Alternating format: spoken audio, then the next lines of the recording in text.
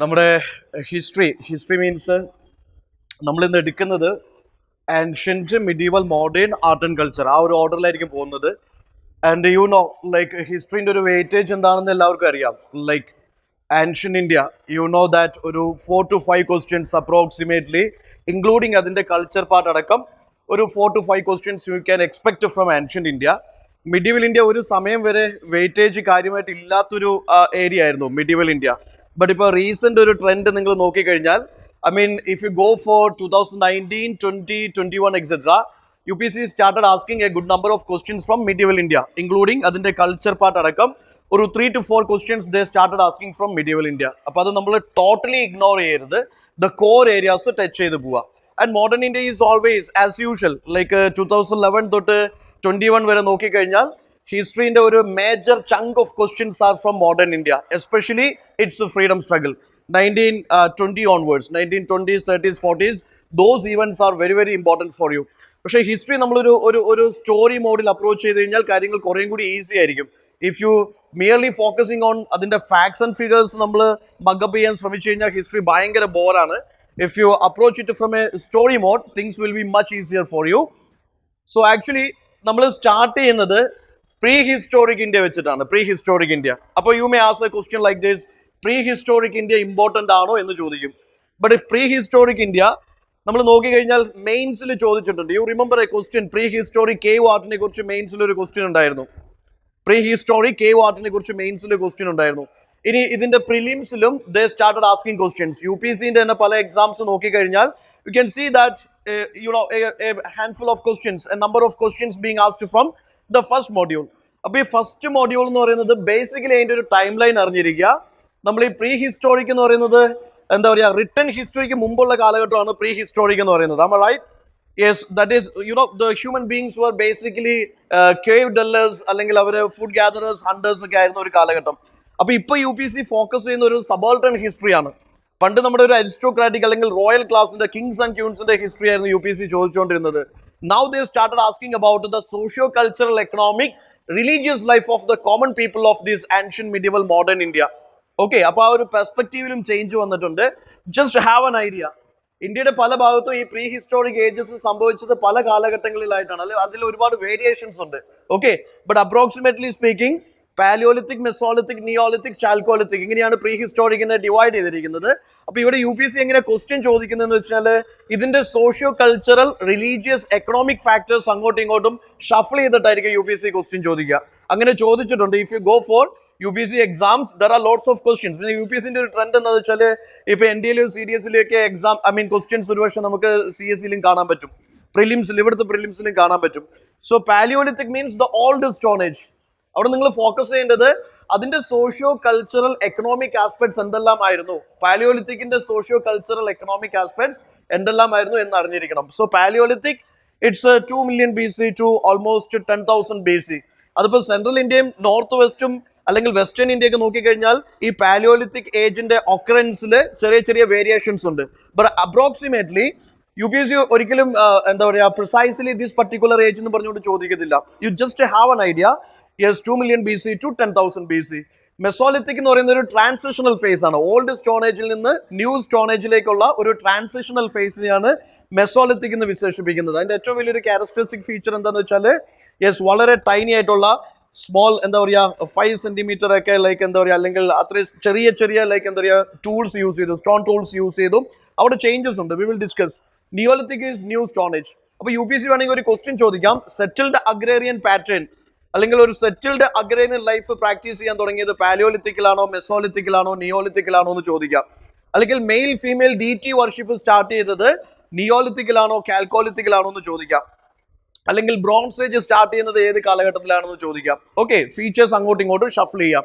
Then Chalcolithic is metal age, copper age ആണ്. അപ്പം Mesolithic is from 8,000 to 4,000 BC approximately. Chalcolithic 4,000 to 1,500 BC. അതായത് Indus valley സിവിലൈസേഷന് ശേഷം എന്തുണ്ടായിരുന്നു, കാൽക്കോലിത്തിക് ഏജ് കണ്ടിന്യൂ ചെയ്തിട്ടുണ്ട് ഇവിടെ. ഓക്കെ, ഇൻഡസ് സിവിലൈസേഷന്റെ mature phase, Indus civilization recent archaeological excavations ഒക്കെ പ്രൂവ് ചെയ്യുന്നത് 7,500 BC തൊട്ട് ഇങ്ങോട്ടേക്ക് ഇൻഡസ് സിവിലൈസേഷൻ ഉണ്ടായിരുന്നു എന്നുള്ളതാണ്. പക്ഷെ നമുക്ക് യു പി സിയിൽ പഠിക്കാനുള്ളത് അതിന്റെ മച്വർ ഫേസ് മാത്രം പഠിച്ചാൽ മതി.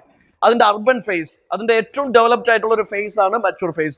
പ്രീ ഹാരപ്പൻ ഉണ്ട്, മച്ചുർ ഹാരപ്പൻ ഉണ്ട്, പോസ്റ്റ് ഹാരപ്പൻ ഉണ്ട്. ഓക്കെ, ഈ മച്ചുർ ഫേസ് എന്ന് പറയുന്നത് it is something 2600 BC to 1900 BC. അതായത് നമ്മൾ ഈ സ്മാർട്ട് സിറ്റി എന്താ പറയുക ഇനീഷ്യേറ്റീവ്സ് അല്ലെങ്കിൽ അർബൻ സിറ്റി അല്ലെങ്കിൽ ഈ most urbanised civilised culture of Indus valley civilisation എന്ന് പറയുന്നത് ഈ കാലഘട്ടമാണ്. 2600 BC തൊട്ട് 1900 BC വരെയുള്ള കാലഘട്ടം. സോ അതാണ് നിങ്ങൾ ഏറ്റവും കൂടുതൽ ഫോക്കസ് ചെയ്യേണ്ടത്. അവിടെ ഫോക്കസ് ചെയ്യേണ്ടത് ഇൻഡസ് സിവിലൈസേഷന്റെ അതിന്റെ സാലിയൻ ഫീച്ചേഴ്സ്, അതിന്റെ സോഷ്യൽ, എക്കണോമിക്, കൾച്ചറൽ, റിലീജിയസ് ആയിട്ടുള്ള ആസ്പെക്ട്സ് നല്ലോണം ഫോക്കസ് ചെയ്യണം. അതിനെ ബേസ് ചെയ്തിട്ടാണ് ഇതുവരെ UPSC ക്വസ്റ്റ്യൻസ് ചോദിച്ചിരിക്കുന്നത്. പിന്നെ ഒബ്വിയസ്ലി അതിന്റെ major സൈറ്റ്സും ഫൈൻഡിങ്സും. Dholavira is recently added to UNESCO heritage site, probably the first site from Indus Valley Civilization. Am I right? Yes. അപ്പോൾ അങ്ങനെയുള്ള ആസ്പെക്ട്സ് ശ്രദ്ധിക്കുക. അയൺ ഏജ് സ്റ്റാർട്ട് ചെയ്യുന്നത് 1000 BC ഓൺവേർഡ്സ് ആണ്. ഓക്കെ, ഈ Indian സബ്കോണ്ടിനെന്റില് yes iron ഏജിന്റെ കാലഘട്ടം എവിടെ തൊട്ട് start ചെയ്യുന്നു ചോദിച്ചു കഴിഞ്ഞാൽ definitely it is post Vedic age onwards ആണ്. ശരിക്കും പറഞ്ഞാൽ വേദിക് ഏജിനെ നമ്മൾ രണ്ടായിട്ട് ഡിവൈഡ് ചെയ്യുന്നുണ്ട്, ശരിയല്ലേ? അത് ഋഗ്വേദിക് ഏജും ലേറ്റർ വേദിക് ഏജും. ഋഗ്വേദിക് എന്ന് പറയുന്നത് 1500 BC തൊട്ട് 1000 BC വരെയുള്ള കാലഘട്ടമാണ്. 1000 BC തൊട്ട് 500 BC വരെയുള്ള കാലഘട്ടമാണ് ലേറ്റർ വേദിക് ഏജ് എന്ന് പറയുന്നത്. So iron age is from 1000 BC onwards. So this just get an idea. ഇതിന് വലിയ ഇമ്പോർട്ടൻസ് ഒന്നുമില്ല. ജസ്റ്റ് നമ്മളൊരു സ്റ്റോറിന്റെ ട്രെയിലർ കാണുന്നു അല്ലെങ്കിൽ മൂവിന്റെ ട്രെയിലർ കാണുന്ന പോലെ ജസ്റ്റ് അതിന്റെ ബേസിക് ഒരു ക്രോണോളജി മനസ്സിലാക്കി വെക്കുക. That's it. Now this is again for, ഇത് നമ്മുടെ ബേസിക്കലി ഇതൊരു റിവിഷൻ സെഷൻ ആണ്. ഇത് ഞാൻ പഠിപ്പിക്കാൻ ഉദ്ദേശിച്ച് ചെയ്യുന്നതല്ല, നമ്മൾ പഠിച്ചത് ജസ്റ്റ് റിവിഷൻ ചെയ്യാണ്. So just look into this. Paleolithic is the oldest stone age. Okay, Homo sapiens ഒക്കെ അപ്പിയർ ചെയ്യുന്നത് ഒബ്വിയസ്ലി എന്ത് അപ്പർ പാലിയോലിത്തിക് ഏജിലാണ്. സോ അതിന്റെ ഏർലിയസ്റ്റ് സൈറ്റ്, അത് UPSC ചോദിച്ച ഒരു ക്വസ്റ്റ്യൻ ആണ്. Bori in Maharashtra which is regarded as the earliest Paleolithic site in Indian subcontinent. Now, this Bhimbedeka, Paleolithic നിന്നുള്ള Bhimbedeka site, Paleolithic ഏജിന്റെ ഒരു എന്താ പറയുക യുനെസ്കോ സൈറ്റ് ആണ് എന്തെന്ന് പറയുന്നത് Bhimbedeka. Bhimbedeka is known for its prehistoric painting. Am I right? അപ്പോൾ UPSC അങ്ങനെ ഒരു ക്വസ്റ്റ്യൻ ചോദിച്ചിട്ടുണ്ട്. Which one of the following is prehistoric cave paintings അല്ലെങ്കിൽ prehistoric cave ആർട്ടിന്റെ സൈറ്റുകൾ ഏതൊക്കെയാണെന്ന് ചോദിച്ചുകൊണ്ട് UPSC ചോദിച്ചിട്ടുണ്ട്. So you should have an idea that Bhimbedeka, ലക്കുരിയാർ, ഇതൊക്കെ എന്താണെന്ന് വെച്ചാൽ പ്രീ ഹിസ്റ്റോറിക് കേവ് ആർട്ടിന്റെ എക്സാമ്പിൾസ് ആണ്. Okay, so Bhimbetka which has representation of Paleolithic, Mesolithic, Chalcolithic paintings ഒക്കെ ഉള്ള കേവ് ഷെൽട്ടേഴ്സ് ആണ് ബിംബേദക കേവ് ഷെൽട്ടേഴ്സ് എന്ന് പറയുന്നത്. ആൻഡ് ഇവിടെ ബേസിക്കലി ഹണ്ടിങ് ഗാദറിംഗ് എക്കണോമി ആയിരുന്നു. ഓക്കെ, അപ്പോൾ അവരുടെ സബ്സിസ്റ്റൻസ് സ്ട്രാറ്റജി എന്താണെന്ന് UPSC, ഇൻഡസ് വാലി സിവിലൈസേഷനിൽ അവിടുത്തെ ജനങ്ങളുടെ സബ്സിസ്റ്റൻസ് സ്ട്രാറ്റജി UPSC ചോദിച്ചിട്ടുണ്ട്. മൗര്യൻ ഏജിനെ കുറിച്ച് ചോദിച്ചിട്ടുണ്ട്. Am I right? So here they were basically hunting and food gathering community. ഇവിടെ എന്തില്ലായിരുന്നു? There is no evidence of domestication of animals. Okay, there is no evidence of settled agrarian life. Okay, so you see that it is mostly hunting gathering economy.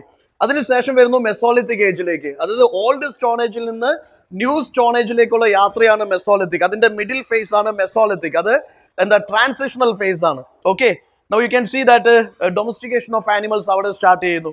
Domestication of goat. From Rajasthan there is evidences, fossil remains of the sheep is identified. They domesticated goat. Okay, then അവിടുത്തെ എന്താ പറയുക rock painting, example for rock painting. അപ്പോൾ ഇത് UPSC ചോദിക്കാം. ഈ site എന്താണെന്ന് വേണമെങ്കിൽ ചോദിക്കാം. It's an example of rock painting or Indus site. നിങ്ങൾക്ക് ഓർമ്മയില്ലേ, കഴിഞ്ഞ വർഷമൊക്കെ UPSC ചോദിച്ചിട്ടുണ്ട്.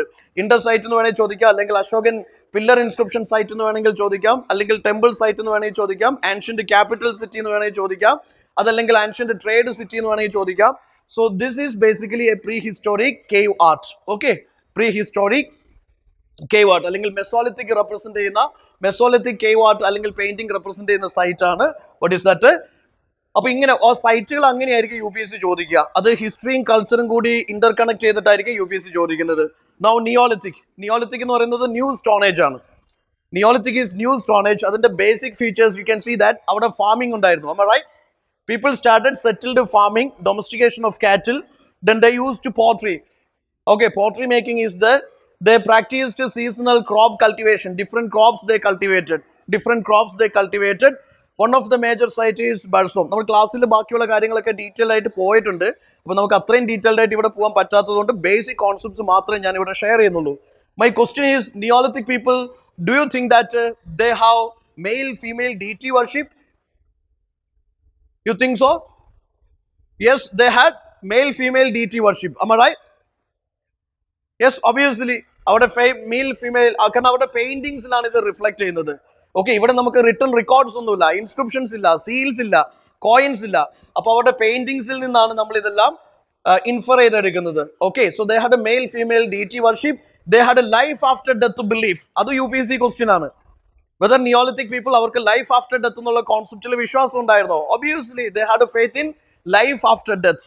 They had a male female deity worship, they had a faith in this life after death, they had a mother goddess worship, they had a fertility cult worship. ഇത് Indus civilisation അല്ല start ചെയ്യുന്നത്. ചിലപ്പോൾ UPSC അങ്ങനെയും ചോദിക്കും. Indus civilisation അല്ല, അതിന് മുമ്പേ ഈ പറഞ്ഞ ആചാരാനുഷ്ഠാനങ്ങൾ ഇന്ത്യയിൽ ഉണ്ടായിരുന്നു. Okay, again you see that this yes okay, Neolithic എന്ന് പറയുന്നത് ഒരു ബ്രോൺസ് ഏജ് ആണോ? ബ്രോൺസ് ഏജ് ആണോ? ഇല്ല, ഇന്ത്യയിൽ ആദ്യമായിട്ട് ഒരു മെറ്റൽ അപ്പിയറൻസ് നടത്തുന്നത് വിച്ച് ഈസ് കാൽക്കോലിത്തിക് ഏജിലാണ്. വിച്ച് ഈസ് അതേതാണ്? കോപ്പർ ആണ്. കോപ്പറിനും ശേഷമാണ് ബ്രോൺസ് വരുന്നത്. Am right? അപ്പൊ ഇൻഡസ് സിവിലൈസേഷൻ ചാൽക്കോലിത്തിക്കിനും ശേഷം വരുന്ന അതിന്റെ അടുത്ത എക്സ്റ്റെൻഡഡ് വേർഷൻ ആണ് Indus civilization. Indus civilization bronze age civilization ആണ്. മനസ്സിലായില്ലേ? So this is a stone age. U see pottery was practised, multiple crops were cultivated. Then you can see that the settled farming was there. Okay, settled farming was there. They practiced this farming in these slope areas and all. Okay, then adinu sesham varunu which is Chalcolithic age. Jorwe is a major Chalcolithic culture. Then they practiced pottery, that painted and plain pottery they practiced, and they used copper tools also. കാൽക്കോലിത്തിക്കൽ ആദ്യമായിട്ട് Indian sub കോണ്ടിനെന്റിൽ copper appearance ഉണ്ടാവുന്നു, പക്ഷെ അത് limited usage ഉള്ളൂ കോപ്പറിന്. മനസ്സിലായില്ലേ? And also there ഇവിടെ നമുക്ക് എന്ത് കാണാൻ പറ്റും? Fertility cult worship is there, female worship, female deity worship is there, male deity worship is there. ഇതെല്ലാം ഇവിടെയും കാൽക്കോലിത്തിക്കലും നമുക്ക് കാണാൻ പറ്റും. അപ്പം ഇവിടെ നിങ്ങൾ ആകെ ഫോക്കസ് ചെയ്യേണ്ടത് ഈ ഫീച്ചേഴ്സിനെ അങ്ങോട്ടും ഇങ്ങോട്ടും ഷഫിൾ ചെയ്തിട്ടായിരിക്കും UPSC സ്റ്റേറ്റ്മെന്റ്സ് ഇടുന്നത്. മനസ്സിലായില്ലേ? അപ്പൊ ബേസിക് ഒരു ഐഡിയ ഉണ്ടായിരിക്കണം. അത് ഭയങ്കര ഡീറ്റെയിൽഡ് ആയിട്ടൊന്നും പോകേണ്ട ആവശ്യമില്ല. You got it? Fine. Chalcolithic ഏജിനെ കുറിച്ച് പറയുമ്പോൾ ചില കാര്യങ്ങൾ പ്രത്യേകം ശ്രദ്ധിക്കുക. ഇത് റിവർ വാലി സിവിലൈസേഷൻ ആണ്. മനസ്സിലായില്ലേ? അതായത് ഇൻഡസ് സിവിലൈസേഷന് തൊട്ട് മുമ്പുള്ള ഒരു പർട്ടിക്കുലർ സിവിലൈസേഷൻ അല്ലെങ്കിൽ ഒരു സിവിലൈസേഷൻ അല്ല, ഒരു കൾച്ചർ ആണ്, which is Chalcolithic culture. You see that these are Kayatha culture, Ahar, Malwa, Jorwe. These are the various variant എന്ന് വേണമെങ്കിൽ വിശേഷിപ്പിക്കാം. കാൽക്കോലിത്തിക്കിന്റെ ഓരോരോ കൾച്ചേഴ്സ് ആണ്. Kayatha culture, Ahar, Malwa, Jorwe. Malwa culture UPSC ചോദിച്ച ക്വസ്റ്റ്യൻ ആണ്. മൽവ അതൊരു കാൽക്കോലിത്തിക് കൾച്ചർ ആണോ, മെസോലിത്തിക് കൾച്ചർ ആണോ, നിയോളിത്തിക് കൾച്ചർ ആണോ എന്ന് ചോദിച്ചിട്ടുണ്ട്. So have an idea. Kayatha, Ahar, these Malwa, Jorwe, these are some examples of Chalcolithic culture. Chalcolithic is metal age. Okay, that is metal age. Now see, our subsistence strategy in the farming and fishing. They practiced farming, fishing. Then cattle rearing was practiced. Then barley, wheat, bajra, ragi, high yielding crops they cultivated. Adu ningal shraddhikka. Pottery, wheel made pottery was used here. What was used here? പിന്നെ ഇവിടെ നിങ്ങൾക്ക് കാണാൻ പറ്റും cave ഡെല്ലേഴ്സിൽ നിന്നും കൂടി ഒരു shift സംഭവിക്കുകയാണ്. People started living in the thatched huts. അത് ഹഡ്സിൽ താമസിക്കും, എന്താ പറയാ, മഡ് ബ്രിക്ക് ഹൗസസിൽ താമസിക്കുന്ന അല്ലെങ്കിൽ ഹഡ്സിൽ താമസിക്കുന്ന ഒരു സംസ്കാരം ഇവിടെ സ്റ്റാർട്ട് ചെയ്യുന്നു. അത് നിങ്ങൾ ഫോക്കസ് ചെയ്യുക. Then their pottery is black and red ware pottery. Okay, their pottery is black and red ware pottery. Female figurines, mother goddess was worshipped there. Mother goddess worship was there. Fertility cult worship was there. Bull worship was there. അപ്പോൾ ഈ concepts ആയിരിക്കും അതിന്റെ സാമൂഹ്യപരമായിട്ടുള്ള സാംസ്കാരികപരമായിട്ടുള്ള ആസ്പെക്ട്സിനെ base ചെയ്തിട്ടായിരിക്കും UPSC questions ചോദിക്കുന്നത്. Okay, അല്ലാണ്ട് അത് ഏത് വർഷമാണ്, ഏത് ഇയർ ആണ്, അങ്ങനെയൊന്നും UPSC ചോദിക്കാൻ പോകുന്നില്ല. ഒരു കോൺസെപ്ച്വൽ ഐഡിയ നമുക്ക് ഉണ്ടായിരിക്കണം. ഈ പാലിയോലിത്തിക്കും, മെസോലിത്തിക്കും, നിയോലിത്തിക്കും, കാൽക്കോലിത്തിക്കിന്റെ ബേസിക് ഫീച്ചേഴ്സ്, ഫണ്ടമെന്റൽ ഫീച്ചേഴ്സ് അറിഞ്ഞിരിക്കണം. There is A question like this: Chalcolithic people had A knowledge of mixing metals. ഉണ്ടായിരുന്നോ? No, they only used copper. Copper tin mixing, Indus people practiced and they produced bronze tools. Am I right? So, ഇവർക്ക് എന്തില്ലായിരുന്നു? They don't have the knowledge. They didn't have the knowledge of mixing metals. Okay, then were not aware of art of writing. ശരിയല്ലേ? പ്രീഹിസ്റ്റോറിക് എന്ന് പറഞ്ഞാൽ തന്നെ എഴുതപ്പെട്ട ചരിത്രങ്ങൾക്ക് മുമ്പുള്ള കാലഘട്ടമാണ്. There is no written records left about these Chalcolithic, Neolithic people. So they don't have any idea of art of writing. Indus people അറിയാമായിരുന്നോ? Indus പീപ്പിളിന് അറിയാമായിരുന്നു. അവരുടെ സ്ക്രിപ്റ്റിനെ നമ്മൾ ബോസ്ട്രോഫൈഡൻ സ്ക്രിപ്റ്റ് എന്ന് വിശേഷിപ്പിക്കുന്നു. അത് ലെഫ്റ്റിൽ നിന്ന് റൈറ്റിലേക്ക് എഴുതോ, റൈറ്റിൽ നിന്ന് ലെഫ്റ്റിലേക്ക് എഴുതോ?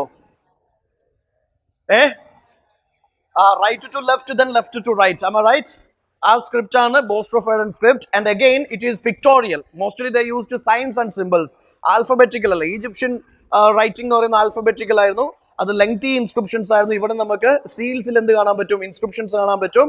പക്ഷെ അതെന്താ വെച്ചാൽ പിക്ടോറിയൽ ആണ്, പിക്ടോഗ്രാഫിക്കൽ ഇൻസ്ക്രിപ്ഷൻ ആണ്. They used seals, signs and symbols, both preferred in script. Okay, Indus people know the art of writing, but that art of writing is not deciphered it.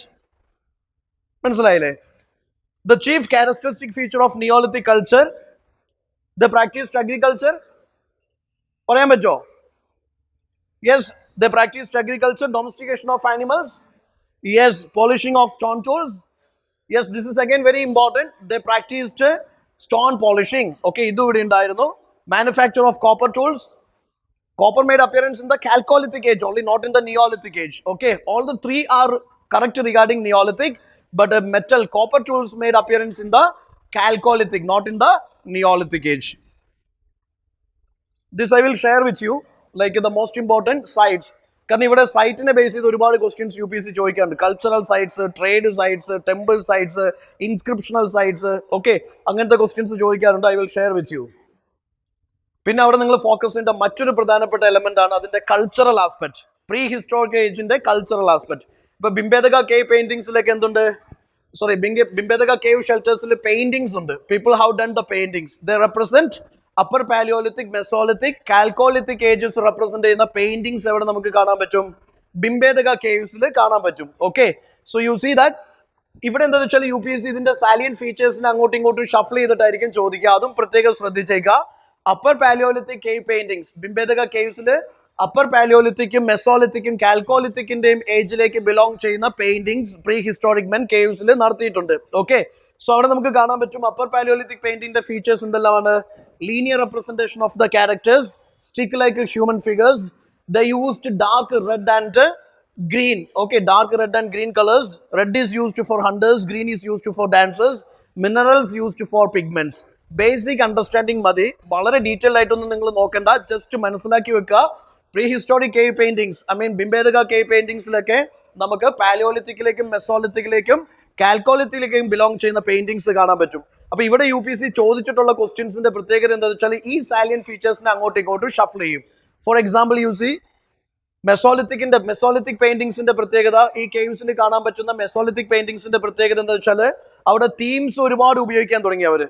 മനസ്സിലായില്ലേ? ഒരുപാട് തീംസ് പെയിന്റിങ്ങിന് വേണ്ടി ഉപയോഗിക്കാൻ തുടങ്ങി. പക്ഷേ ആ ക്യാൻവാസിന്റെ size ചെറുതാക്കി. Cave വാൾസിലാണ് painting ചെയ്യുന്നത്. അമ്മ റൈറ്റ്? കേവ് ഇന്റീരിയർ വാൾസിലാണ് അവർ പെയിന്റിങ് ചെയ്യുന്നത്. അതിന്റെ ക്യാൻവാസിന്റെ സൈസ് റെഡ്യൂസ് ചെയ്തു. തീംസ് എന്ത് ചെയ്തു? ഡൈവേഴ്സ് തീംസ് യൂസ് ചെയ്യാൻ തുടങ്ങി. And they started hunting scenes that become the dominant. അവരുടെ പെയിന്റിങ്സിൽ ഹണ്ടിങ് സീൻസ് വളരെ ഡോമിനന്റ് ആയിട്ടുള്ള ഒരു ഫീച്ചർ ആയിരുന്നു. ഓക്കെ, അപ്പൊ അത് യു പി സിക്ക് വേണമെങ്കിൽ മാറ്റിയിട്ട് വേറെ എന്തെങ്കിലും ചോദിക്കാം. വേറെ എന്തെങ്കിലും sacrifices, rituals become the dominant scene in the Mesolithic painting എന്ന് വേണമെങ്കിൽ ചോദിക്കാം. Now see they started painting nude and clothed women. They started painting nude and clothed women. അത് ഏതിന്റെ ഫീച്ചർ ആണെങ്കിൽ വേണമെങ്കിൽ ചോദിക്കാം. അല്ലെങ്കിൽ യു പി സി ക്വസ്റ്റ്യൻ ചിലപ്പോൾ ഇങ്ങനെയായിരിക്കും, upper Paleolithic painting have the representation of the nude and clothed women paintings എന്ന് വേണമെങ്കിൽ ചോദിക്കാം. So you should understand that nude clothed women paintings ഏതിലേക്ക് ബിലോങ് ചെയ്യുന്നു? മെസോലിത്തിക്കിലെ, which again talk about the broad mindedness of this. അത് ഹിസ്റ്റോറിയൻസിന്റെ അഭിപ്രായമാണ്. Broad mindedness of this prehistoric people. They celebrated and they worshipped the nudity or fertility, etc.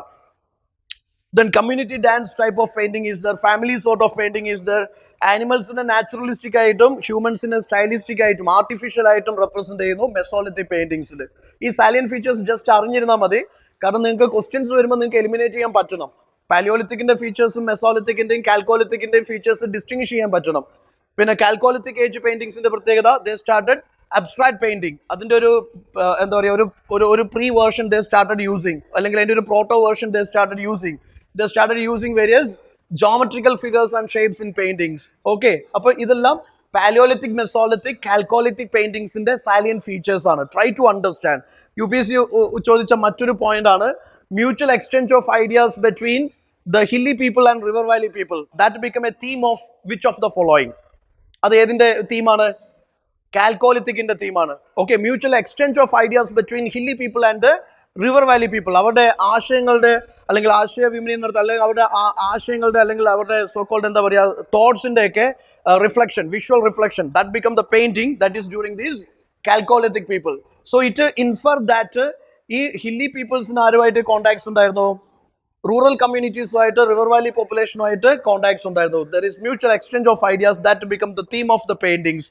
So idu basically അറിഞ്ഞിരിക്കുക ഈ prehistoric paintings ന്റെ features അറിഞ്ഞിരിക്കുക. Now coming to Indus Valley Civilization. Indus Valley Civilization like വരുമ്പോൾ again I am telling you, you must know their urban features.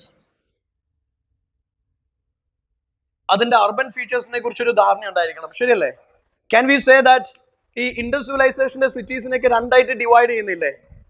Most of the cities were situated on the river banks and the cities were divided into like citadel and lower town എന്ന് പറഞ്ഞ് divide ചെയ്യുന്നുണ്ട്. Now the question can be like this: large assembly halls or these college buildings and these granaries were situated on the western side of the city or eastern side of the city. അങ്ങനെ ചോദിച്ചു കഴിഞ്ഞാൽ നിങ്ങൾ എന്തായിരിക്കും പറയുക? The large dimensional buildings of Indus civilization, Indus cities, they're situated on the western side of the city or eastern side of the city? എവിടെയായിരിക്കും? Eastern side ആണോ? Yes, അവിടെയാണ് ഈ ടൗൺ പ്ലാനിങ്ങിനെ കുറിച്ചൊരു ധാരണ വേണം. You can see that Indus സിവിലൈസേഷന്റെ സിറ്റിന്റെ പ്രത്യേകത, it got divided into two part. Am I right? അപ്പൊ ഈ ലാർജ് ഡയമെൻഷണൽ ബിൽഡിംഗ്സ് ഒക്കെ സ്ഥിതി ചെയ്യുന്നത് വെസ്റ്റേൺ സൈഡ് ആണോ ഈസ്റ്റേൺ സൈഡ് ആണോ? സിറ്റഡൽ എന്ന് പറയുന്ന മണ്ണിട്ട് പൊക്കിയ ഒരു എന്താ പറയാ ഒരു അപ്രൈസ്ഡ് പ്ലാറ്റ്ഫോമിന്റെ മേലെ വലിയ ബിൽഡിംഗ്സ് പണിയെടുപ്പിക്കുന്നു. അത് വെസ്റ്റേൺ സൈഡ് ആണോ ഈസ്റ്റേൺ സൈഡ് ആണോ? It is towards the western side. Eastern സൈഡിൽ എന്ത് കാണാൻ പറ്റും? You can see the lower town. അവിടുത്തെ ആർട്ടിസൻസ്, അവിടുത്തെ ഏറ്റവും വലിയ പോപ്പുലേഷൻ ആർട്ടിസൻസും ഈ പറഞ്ഞ ക്രാഫ്റ്റ് വർക്കേഴ്സ് ഒക്കെയാണ്. അവർ താമസിക്കുന്ന വർക്ക്മെൻസ് ക്വാർട്ടേഴ്സ് ആണ് ലോവർ ടൗണിൽ കാണാൻ പറ്റുക. Western side citadel. സിറ്റഡലിന്റെ പ്രത്യേകത, it's buildings built on an upraised mud platform. Okay, മണ്ണിട്ട് പൊക്കിയ അത്യാവശ്യം ഉയരമുള്ള പ്ലാറ്റ്ഫോംസിലാണ് ബിൽഡിംഗ്സ് പണിയെടുപ്പിച്ചിരിക്കുന്നത്. And the citadel is having these large dimensional buildings. Large dimensional buildings. Okay, അപ്പൊ ഈ പറഞ്ഞ സോ കോൾഡ് കോളേജ് ബിൽഡിംഗ്സും ഗ്രാനറീസും അല്ലെങ്കിൽ ഈ പറഞ്ഞ നമ്മുടെ ഗ്രേറ്റ് ബാത്ത് അല്ലെങ്കിൽ അസംബ്ലി ഹാൾ അങ്ങനെയുള്ള വലിയ വലിയ ബിൽഡിംഗ്സ് ഒക്കെ സ്ഥിതി ചെയ്യുന്നത് വെസ്റ്റേൺ സൈഡിലാണ്. The ruling class also, merchant guild also, they are living in this citadel region, western side of the city. Eastern side, അവിടെ ആരാണുള്ളത്? കോമൺ പീപ്പിൾ ആണ് ഈസ്റ്റേൺ സൈഡിൽ താമസിക്കുന്നത്. പിന്നെ മറ്റൊരു ക്വസ്റ്റ്യൻ, UPSC ചോദിച്ച ക്വസ്റ്റ്യൻ ആണ്, എൻ്റെ സിറ്റിനെ ഫോർട്ടിഫൈ ചെയ്യുന്നുണ്ട്. എൻ്റെ city is fortified. Then you can see that there is separate fortification for western side and eastern side. Okay, സിറ്റഡലും ലോവർ ടൗണിന് സെപ്പറേറ്റ് ആയിട്ട് ഫോർട്ടിഫൈ ചെയ്യുന്നുണ്ട്. അത് UPSC ക്വസ്റ്റ്യൻ ആയിരുന്നു.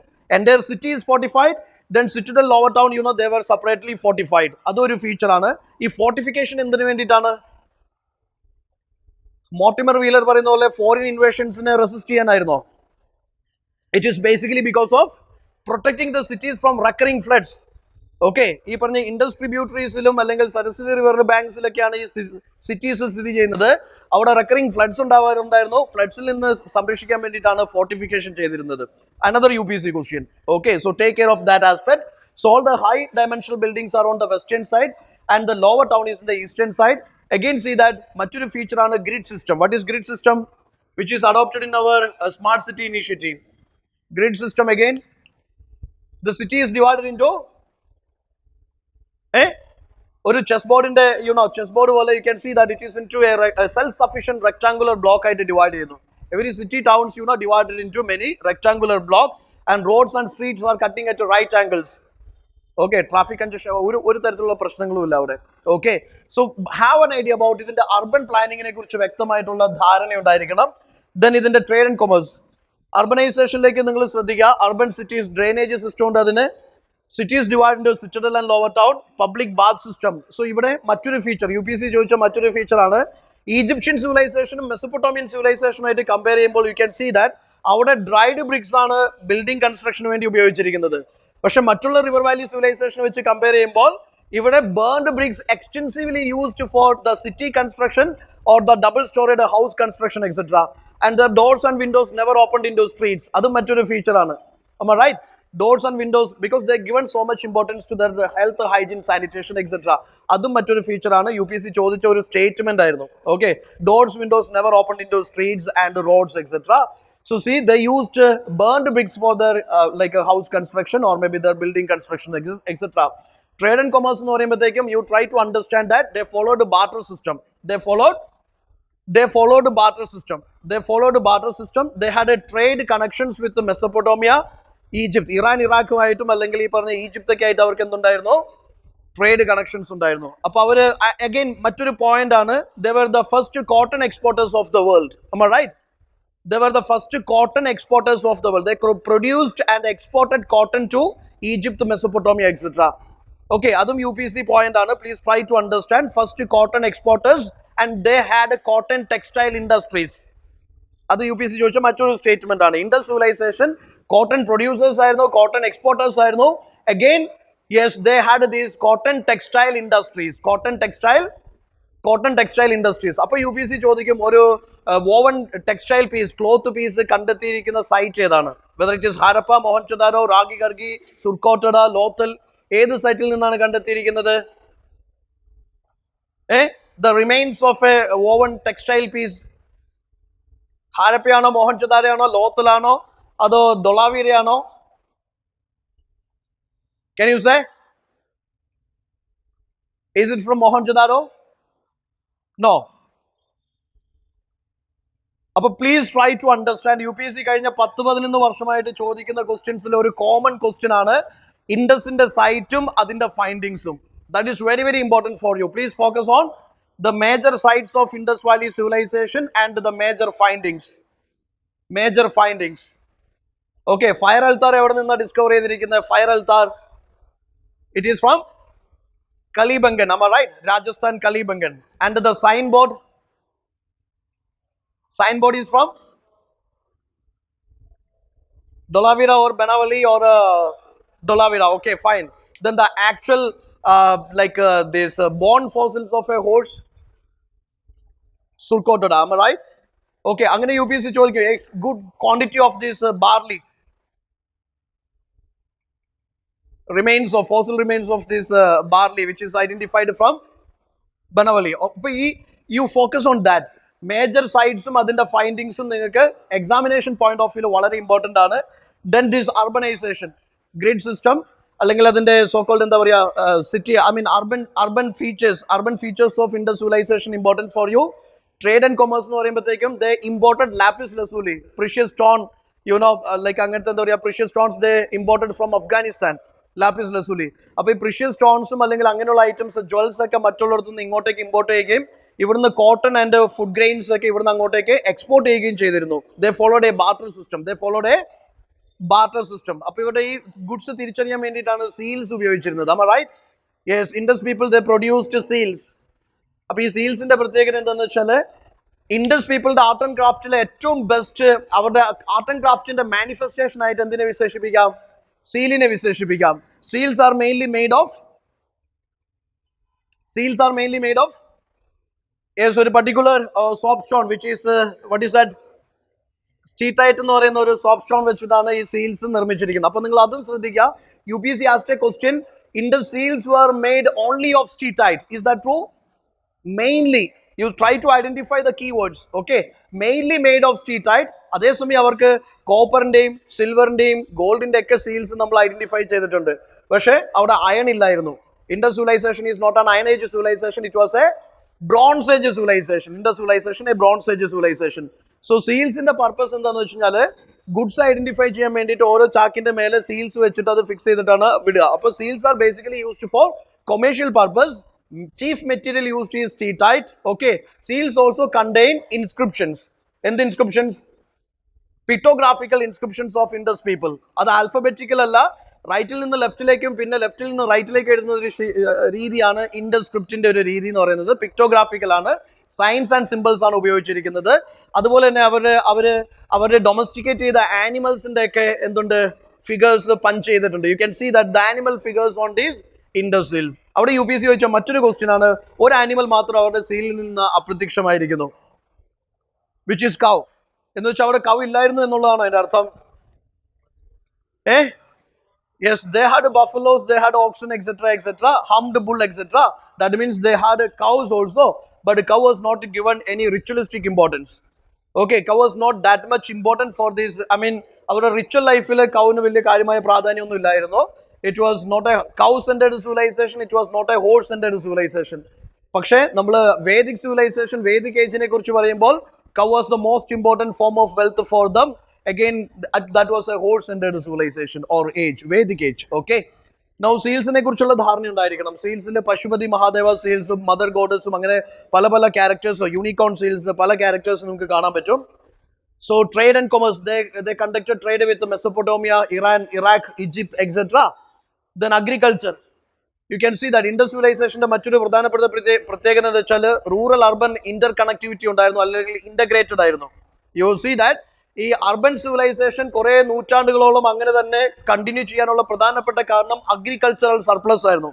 They received a good monsoon and they had a fertile soil in the northwestern portions of India. It was not a semi-arid zone.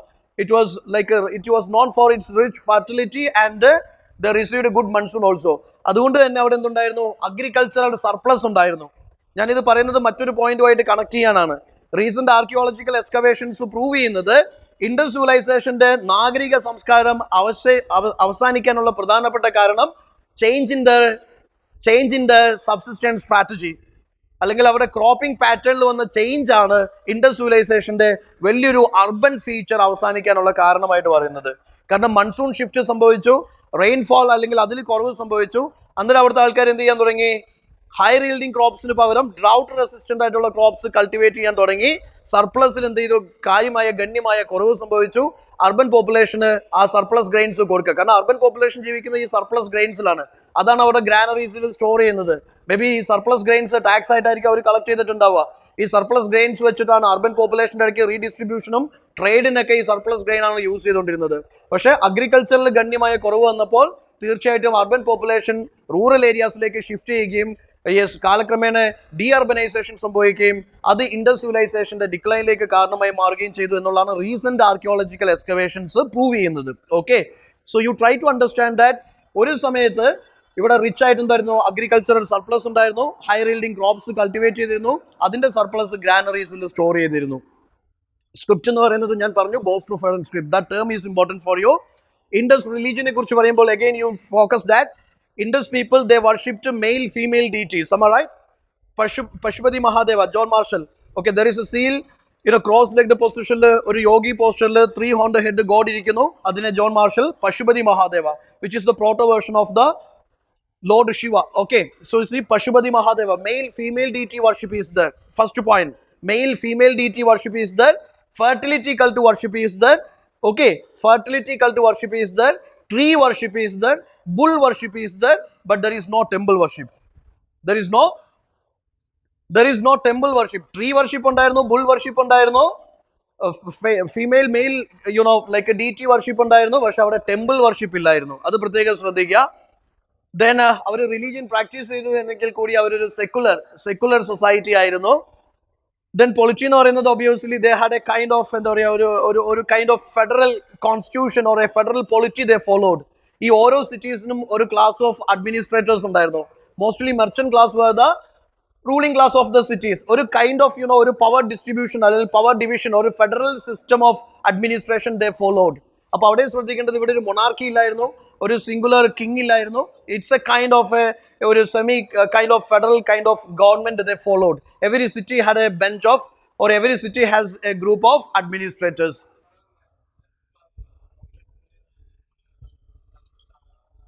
അതിന്റെ പ്രധാനപ്പെട്ട കാരണം എന്ന് വെച്ചാൽ ഈ മേജർ സിറ്റഡൽ എന്ന് പറയുന്ന റീജിയൻസിൽ താമസിച്ചിരുന്നത് ലൈക്ക് മെർച്ചന്റ് ക്ലാസ്സസ് ആയിരുന്നു. They had a guild system, ശ്രേണി സിസ്റ്റം.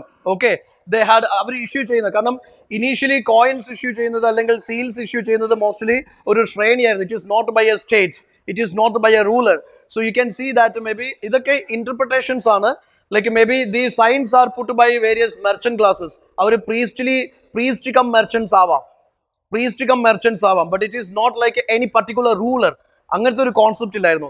ഒരു സ്റ്റേറ്റ് എന്ന ഒരു പർട്ടിക്കുലർ റൂളർ എന്നുള്ള ഒരു കോൺസെപ്റ്റ് റോമില താപ്പറോ അല്ലെങ്കിൽ ഉപേന്ദർ സിംഗോ ഒരു സോഴ്സസിലും അതിനെക്കുറിച്ച് പ്രതിപാദിക്കുന്നില്ല. ഇതും എന്തെന്ന് വെച്ചാൽ നമ്മൾ ഇതെല്ലാം ഇൻഫർ ചെയ്യുന്നതാണ്, അതിനെക്കുറിച്ച് ഒരു റിട്ടൺ പർട്ടിക്കുലർ പ്രൂഫ് ഇല്ല. അങ്ങനെ കിട്ടണമെങ്കിൽ നമുക്ക് ഈ പർട്ടിക്കുലർ ഇൻഡസ് സ്ക്രിപ്റ്റിനെ നമുക്ക് ഐഡന്റിഫൈ ചെയ്യാൻ പറ്റണം, ഡെസിഫർ ചെയ്യാൻ പറ്റണം, എങ്കിലേ ഫർദർ ഇൻഫർമേഷൻസ് നമുക്ക് കിട്ടത്തുള്ളൂ. അപ്പോൾ ഈ കിട്ടിയിരിക്കുന്ന എവിഡൻസസിന്റെ വെളിച്ചത്തിൽ നമ്മൾ പറയുന്നതാണ് it is ruled by a group of merchants or a merchant cum priest groups. Okay, അങ്ങനത്തെ ഒരു അസംഷൻ ആണ് നമ്മളിൽ എത്തി നിൽക്കുന്നത്. Now see, ruled by merchants or a merchant come priest class, and there is no evidence of war. Civil wars ഇല്ലായിരുന്നു. That is also a reason for continuity of the civilization from 2600 BC to 1900 BC. Other civilization നശിക്കാനുള്ള പ്രധാനപ്പെട്ട കാരണം civil wars ആയിരുന്നു. Okay, when you compare Indus civilization with the Egyptian civilization, Mesopotamian civilizations, you can see that മറ്റുള്ള civilizationൽ civil wars ഉണ്ടായിരുന്നു. ഓരോ കാലഘട്ടത്തിൽ civil wars ഉണ്ടായിരുന്നു. That is a reason for breakdown of their culture or maybe their traditions, etc. Indus civilization continued its culture traditions for longer years or for centuries. One of the major reason is there is absence of civil wars. Art and crafts നിങ്ങൾക്ക് പറയാൻ പറ്റും, എന്തൊക്കെ പറയാൻ പറ്റും? Seals പറയാൻ പറ്റും, pottery പറയാൻ പറ്റും, പിന്നെന്താണ് terracotta objects, terracotta figurines പറയാൻ പറ്റും, പിന്നെ yes, jewelries പറയാം, ornaments പറയാൻ പറ്റും. So just to focus on its art and craft portions, okay. And then there is a particular bead making factories ഒക്കെ ഉള്ള ഒരു particular special economic zone, Indus civilization ഒരു cess zone, അങ്ങനെ അറിയപ്പെടുന്ന ഒരു city ഏതാണ്? Chahudaro. Okay, a city which is known for 3 division. That is higher town, lower town, middle town. അങ്ങനെ അറിയപ്പെടുന്ന city ഏതാണ്? One of the city which is known for 3 division. Usually 2 division ഉണ്ടാവുള്ളൂ, western eastern division, but there is a city which is known for 3 divisions. അതേതാണ്? ഡൊളോവിരയാണോ? And a city which is known for its artificial water reservoirs, canals, etc. Water conservation ഒക്കെ അറിയപ്പെടുന്ന ഒരു city ഏതാണ്? Again this Dolavira, okay, which is into this UNESCO heritage site, 40th UNESCO heritage site from India. ഇവിടെ നിങ്ങൾ ഇത് focus ചെയ്യുക. ഇതിപ്പോൾ ഞാൻ പറഞ്ഞു തരേണ്ട ആവശ്യമില്ല. I know that you people have covered this. ഇത് ഭയങ്കര ക്രൂഷ്യൽ ആണ്. Indus cities-ഉം പ്രത്യേകിച്ച് when the cities are in the news, Indus sites are in the news. So focus on the major findings. Harappa എടുത്തു കഴിഞ്ഞാൽ, which is the gateway city of Indus civilization, which is known for its fortified wall, R37 cemetery, then see copper chariot, copper specimen of bullock cart, then red sandstone male torso, coffin burial, workmen's quarters. ഇതൊക്കെ നമ്മൾ എവിടെ നിന്നാണ് കണ്ടെത്തിയിരിക്കുന്നത്? Which is from Harappa. Mohenjo-daro, Mound of Dead. Mohenjo-daro, കാരണം ഇവിടെ UPSC ഇങ്ങനെ ചോദിക്കാം, ഏത് റിവർ ബാങ്കിൽ സ്ഥിതി ചെയ്യുന്നു, അല്ലെങ്കിൽ ഏത് പ്രൊവിൻസിൽ സ്ഥിതി ചെയ്യുന്നു, മനസ്സിലായില്ലേ? അങ്ങനത്തെ ക്വസ്റ്റ്യൻസും ചോദിക്കാം, അല്ലെങ്കിൽ അവിടുത്തെ മേജർ ഫൈൻഡിങ്സ് ഏതാണെന്നും വേണമെങ്കിൽ ചോദിക്കാം. So see Mohenjo-daro, Indus River, on the bank of Indus River, great granary, cotton, bronze dancing girl, great bath, mother goddess, Pashupati Mahadeva seal. ഇതെല്ലാം എവിടെ നിന്നാണ് ഐഡന്റിഫൈ ചെയ്തിരിക്കുന്നത്? Which is from Mohenjo-daro. Then Kalibangan you see, which is on the Gagar-Hagra river. Mud brick fortification, plowed field and this fire altar. ഇതൊക്കെ identify ചെയ്തിരിക്കുന്നത് which is from Kalibangan. അപ്പോൾ നിങ്ങൾ ആ സൈറ്റുകൾ എന്തായാലും കവർ ചെയ്തില്ലേ? You will go for the sites, am I right? സൈറ്റ്സും അതിന്റെ major ഫൈൻഡിങ്സും തീർച്ചയായിട്ടും ഒരു 2-3 തവണ നിങ്ങൾ നന്നായിട്ട് റിവിഷൻ ചെയ്യണം. Chowdhury is known for, this is the only city without a citadel. Okay, there is a city for which is known for 3 division, which is, yes, അങ്ങനെയുള്ള features അറിഞ്ഞിരിക്കുക. Banavali is known for a huge amount of this barley or this rice quantity അവിടുന്ന് കണ്ടെത്തിയിരിക്കുന്നു. There is no drainage system, lapis lazuli, which is an indication that they practiced trade with Afghanistan. Then we go for all this. Okay, fossil, actual horse fossils, അല്ലെങ്കിൽ horse bones in the fossils കണ്ടെത്തിയിരിക്കുന്നത്, which is from Surkotada. But many of the historians are of the opinion that a horse bones Indus civilization belong ചെയ്യുന്നതല്ല, it belongs to later stage, Vedic age എന്ന് വിശ്വസിക്കുന്നു. Then see Rangpur, Ragi-Gargi, Dolavira. Ragi-Gargi, you know, still the excavations are going on. And probably Indian subcontinentile largest urban city ആയിട്ട് ഏതിനെ വിശേഷിപ്പിക്കുന്നു? Ragi-Gargi. Because India-Pakistan division നടന്നതിന് ശേഷം Mohenjo-daro went to Pakistan. Am I right? So here in Indian subcontinent, in India, let's say, in India, the largest urban city is Ragi-Gargi, according to recent archaeological excavations, and it is currently going on. And Dolavira is known for its signboard, water harvesting system, and also it is recently the UNESCO heritage site from Indus civilization. ഇങ്ങനത്തെ features ശ്രദ്ധിക്കുക. I will share this with you.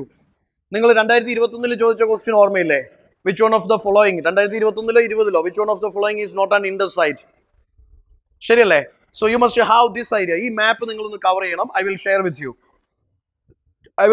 you ഈ മാപ്പ്, the most important Indus sites ഏതൊക്കെയാണെന്ന് ഒന്ന് അറിഞ്ഞിരിക്കുന്നത്. You will take just 2 minutes, yeah. പക്ഷെ അതിലൊരു 2 marker question കിട്ടിക്കഴിഞ്ഞാൽ നിങ്ങൾക്ക് easily you can solve it. Can you answer this question? This is the way UPSC asks questions. Which of the following not found at Mohenjo-daro? Signboard with interscript, bronze image of dancing girl, piece of woven cloth, Pashupati Mahadeva seal. Signboard with interscript belongs to Dolavira. Now there is a question, uniformity in the layout of town, street structures and brick sizes, elaborate well-laid drainage system, temple constituted important part of Harappan cities. ഈ Harappan urban സിറ്റീസിന്റെ features ചോദിച്ചു കഴിഞ്ഞാൽ ഇതിൽ ഏതെല്ലാം ഹാരപ്പൻ സിറ്റീസിനെ കുറിച്ച് പറയുന്നത് ശരിയാണ് തെറ്റാണ്? Do you think they had this uniformity in the layout of the town, streets and structures? Yes, they maintained that uniformity. Then drainage system? Yes, but we can't identify the common feature item. Many historians are of the opinion that temple-like structures, but it is not a common feature. It is not identified with every cities of Indus civilization. So you can eliminate this one. Okay, your answer has to be 1 and 2 only. This is actually not important for you, but UPSC ചോദിക്കാൻ സാധ്യതയുള്ള ഒരു question ആണ്. Indus സിവിലൈസേഷന്റെ ഡിക്ലൈനെ കുറിച്ച് പല ഹിസ്റ്റോറിയൻസും പല opinions ആണ് പറയുന്നത്. Single factor is not responsible for Indus സിവിലൈസേഷന്റെ ഡിക്ലൈൻ. പല റീസൺസ് ആണ്. ചിലർ പറയുന്നു ഫോറിൻ ഇൻവേഷൻ തിയറി. വീലറും പിഗോട്ടൊക്കെ പറയുന്നത് എന്താണ്? ഫോറിൻ ഇൻവേഷൻ തിയറിയാണ്. അത് ആര്യൻ ഇൻവേഷൻ ആണ് ഇൻഡസ് സിവിലൈസേഷന്റെ ഡിക്ലൈന് കാരണം എന്ന് പറയുന്നു. UPSC ഒരിക്കൽ ചോദിച്ച ക്വസ്റ്റ്യൻ ആണ്, which is the weakest theory regarding decline of Indus civilisation? അത് ഈ ഫോറിൻ ഇൻവേഷൻ തിയറിയാണ്. കാരണം എന്താണ്? ഇൻഡസ് സിവിലൈസേഷന്റെ അർബൻ ക്യാരക്ടേഴ്സ് അതൊരു 1900 BC ആയപ്പോഴത്തേക്കും അവസാനിച്ചു. ആം ഐ റൈറ്റ്? ആര്യൻസ് ഇന്ത്യയിൽ എത്തുന്നപ്പോഴാണ് ബൈ ദീസ് 1500 BC പല ഗോത്രങ്ങളായിട്ട് കുതിരപ്പുറത്ത് അല്ലെങ്കിൽ ഹോഴ്സ് ഡോൺ ചാരിയോട്സിൽ ഈ war loving people Aryans 1500 BC ആയപ്പോഴാണ് ഇന്ത്യയിൽ എത്തുന്നത്. ശരിയല്ലേ? സോ ഓൾമോസ്റ്റ് 4 centuries ഒരു ഡാർക്ക് ഏജ് ഉണ്ട് അവിടെ. So you can see that 1900 BC Indus സിവിലൈസേഷന്റെ അർബൻ ഫീച്ചേഴ്സ് അവസാനിക്കുന്നു, ഡിക്ലൈൻ ചെയ്യുന്നു. പിന്നെ നൂറ്റാണ്ടുകൾക്ക് ശേഷമാണ് ആര്യൻസ് ഇന്ത്യയിൽ എത്തുന്നത്. That is why most of the historians regard foreign invasion theory is the weakest theory regarding decline of Indus civilisation. പക്ഷെ അതിനെ ബാക്ക് ചെയ്യുന്നത് വീലറും പിഗോട്ടും ഗോർഡനൊക്കെയാണ്. അപ്പോൾ ആ ഹിസ്റ്റോറിയൻസ് ചിലപ്പോൾ UPSC ചോദിക്കും, this particular theory is like അത് ആര് പറയുന്നു എന്നുള്ളത് ചിലപ്പോൾ ചോദിക്കും. ക്ലൈമറ്റ് ചേഞ്ച് മാർഷലും ഓറൽ സ്റ്റീൻ ഒക്കെ പറയുന്ന തിയറിയാണ് ക്ലൈമറ്റ് ചേഞ്ച് എന്നുള്ളത്. Climate change was the reason for the decline of Indus civilization. Then അതുപോലെ you see hydrological change in the course of the river. അപ്പോൾ റീസെന്റ് സരസ്വതി ചാനൽ ഒരു സെൻട്രൽ മിനിസ്ട്രി അപ്പോയിന്റ് ചെയ്ത ഒരു particular expert committee ഈ paleo channels ഒക്കെ trace ചെയ്തായിരുന്നു. Am I right? And they proved that Saraswati river was not a myth, it was a reality that existed. Gagar Hagra river ആണ് എന്തെന്നറിയപ്പെടുന്നത്? Indus സിവിലൈസേഷനിലെ ഗാഗർ Hakra river ആണ് ഋഗ്വേദയിലെ Saraswati river. Am I right? So that already existed. But എന്ത് സംഭവിച്ചു? കുറെ നാളുകൾക്ക് ശേഷം because of the tectonic activities or because of the landslides, because of the natural calamities, ഈ river കോഴ്സിന്റെ എന്ത് ചെയ്തു? അല്ലെങ്കിൽ അതിന്റെ ഒഴുകുന്ന ഗതി മാറി ഒഴുകി. നദികളൊക്കെ അതിന്റെ ഗതി മാറി ഒഴുകി. അതും ഒരു റീസൺ ആയിട്ട് കുറെ ഹിസ്റ്റോറിയൻസ് പറയുന്നു. Deforestation, increasing salinity of the soil, decreasing fertility of the soil, natural calamities, many reasons are there. പക്ഷെ റീസെന്റ് ആർക്കിയോളജിക്കൽ സർവേ അല്ലെങ്കിൽ റീസെന്റ് ആർക്കിയോളജിക്കൽ എക്സ്കവേഷൻസ് പറയുന്നത് എന്താണ്? Many reasons are there, but according to recent archaeological excavations, what is the most valid reason for the decline of Indus civilization decline? That is change in the subsistence strategy. Okay, our cropping pattern lolla change. That is higher yielding crops il ninnu drought resistant crops ilekku avade oru cropping pattern shift cheyidappol endu sambhavichu? Surplus illandu vannu. Urban population rural areas like migrate cheyandi vannu, deurbanization sambhavichu and savadhanam decline sambhavichu. That is the most recent adopted theory. appo idu ningal just nokkirikkunnu nannayirikkum. Pinne varunathu Vedic age aanu. Am I right? Vedic age il രണ്ട് divisions ആണ്. അവിടെ എപ്പോഴും UPSC question ചോദിക്കുന്ന ഒരു എലമെന്റിനെ base ചെയ്തിട്ടായിരിക്കും, which is Rigvedic culture versus later Vedic culture. ഇതിനെ അങ്ങോട്ടും ഇങ്ങോട്ടും compare ചെയ്തിട്ടാണ് അധികം ക്വസ്റ്റ്യൻസ് ചോദിക്കാറുള്ളത്. ഋഗ്വേദിക് കൾച്ചറിന്റെ ഫീച്ചേഴ്സും ലേറ്റർ വേദിക് കൾച്ചറിന്റെ ഫീച്ചേഴ്സും നിങ്ങൾ അറിഞ്ഞിരിക്കണം. Am I right? ഋഗ്വേദിക് കൾച്ചറിന്റെ ഫീച്ചേഴ്സ് എന്തെല്ലാം പറയാൻ പറ്റും? Rigvedic culture features. Okay, let us talk about the polity. How was the polity? Do you think it was a hereditary monarchy system? നമ്മൾ ഋഗ്വേദിക് പൊളിറ്റിനെ കുറിച്ചും അതിന്റെ സൊസൈറ്റിനെ കുറിച്ചും കൾച്ചറിനെ കുറിച്ചും റിലീജിയനെ കുറിച്ചൊക്കെ ഇൻഫർമേഷൻ എടുക്കുന്നത് ഋഗ്വേദയിൽ നിന്നാണ്. Am I right? It is from Rigveda only. So my question is, Rigvedic polity എന്തായിരുന്നു? Can we say it was they followed a hereditary monarchical system? No. Do you think it was a representative system? No. Do you think it was an electoral system? No. പക്ഷേ ഒരു പരിധി വരെ ഒരു democratic system ആയിരുന്നു എന്ന് പറയാൻ പറ്റും. കാരണം എന്ന് വെച്ചാൽ ട്രൈബൽ അസംബ്ലീസ് ഉണ്ടായിരുന്നു. നമ്മൾ റൈറ്റ്, സഭാ സമിതി, വിധാത, ഇങ്ങനെ ഗണ, ഇങ്ങനെ കുറെ ട്രൈബൽ അസംബ്ലീസ് ഉണ്ടായിരുന്നു. ട്രൈബൽ അസംബ്ലീസ് ആയിരുന്നു രാജൻ അല്ലെങ്കിൽ ട്രൈബൽ ചീഫിനെ എലക്ട് ചെയ്തിരുന്നത്. നമ്മൾ right. So you can see that there was an elected raja with minimal powers. Absolute powers ഇല്ല. Raja has no absolute powers, minimal powers. But you can see that it was a elected raja kind of polity. അങ്ങനത്തെ ഒരു system ആയിരുന്നു. രാജാവിന് minimal powers ആയിരുന്നു. Tribal assemblies powerful ആയിരുന്നു. Tribal അസംബ്ലീസിൽ women participation ഉണ്ടായിരുന്നു. Women ഏതെല്ലാം ട്രൈബൽ അസംബ്ലീസിലാണ് പാർട്ടിസിപ്പേറ്റ് ചെയ്തത്? സഭാവിധാത എന്ന് പറഞ്ഞ 2 അസംബ്ലീസിൽ വിമൻ പാർട്ടിസിപ്പേഷൻ ഉണ്ടായിരുന്നു. So tribal assemblies they had judicial, executive, legislative powers. am I right? And the tribal assemblies ആയിരുന്നു രാജനെ എലക്ട് ചെയ്തിരുന്നത്. Raja had this limited powers only. So polity almost ഒരു ഡെമോക്രാറ്റിക് സംവിധാനമായിരുന്നു. ഇനി എക്കണോമി എന്ന് പറഞ്ഞു കഴിഞ്ഞാൽ എക്കണോമി എങ്ങനെയായിരുന്നു? It was a pastoral economy. Another point, it was mainly a pastoral economy. ആര്യൻസിന്റെ പ്രത്യേകത, അവർ കന്നുകാലികളെ മേയിച്ചു നടക്കുന്ന വലിയ ട്രൈബൽ കൂട്ടങ്ങളായിരുന്നു. am I right? സെൻട്രൽ ഏഷ്യയിൽ നിന്ന് മൈഗ്രേറ്റ് ചെയ്തു. പല തിയറീസ് ഉണ്ട്. ആർട്ടിക് റീജിയനിൽ നിന്ന് മൈഗ്രേറ്റ് ചെയ്തു. പല തിയറീസ് ഉണ്ട്. പക്ഷെ കോമൺലി ആക്സെപ്റ്റ് ചെയ്യുന്ന ഒരു തിയറി എന്ന് പറയുന്നത് they migrated from central Asia.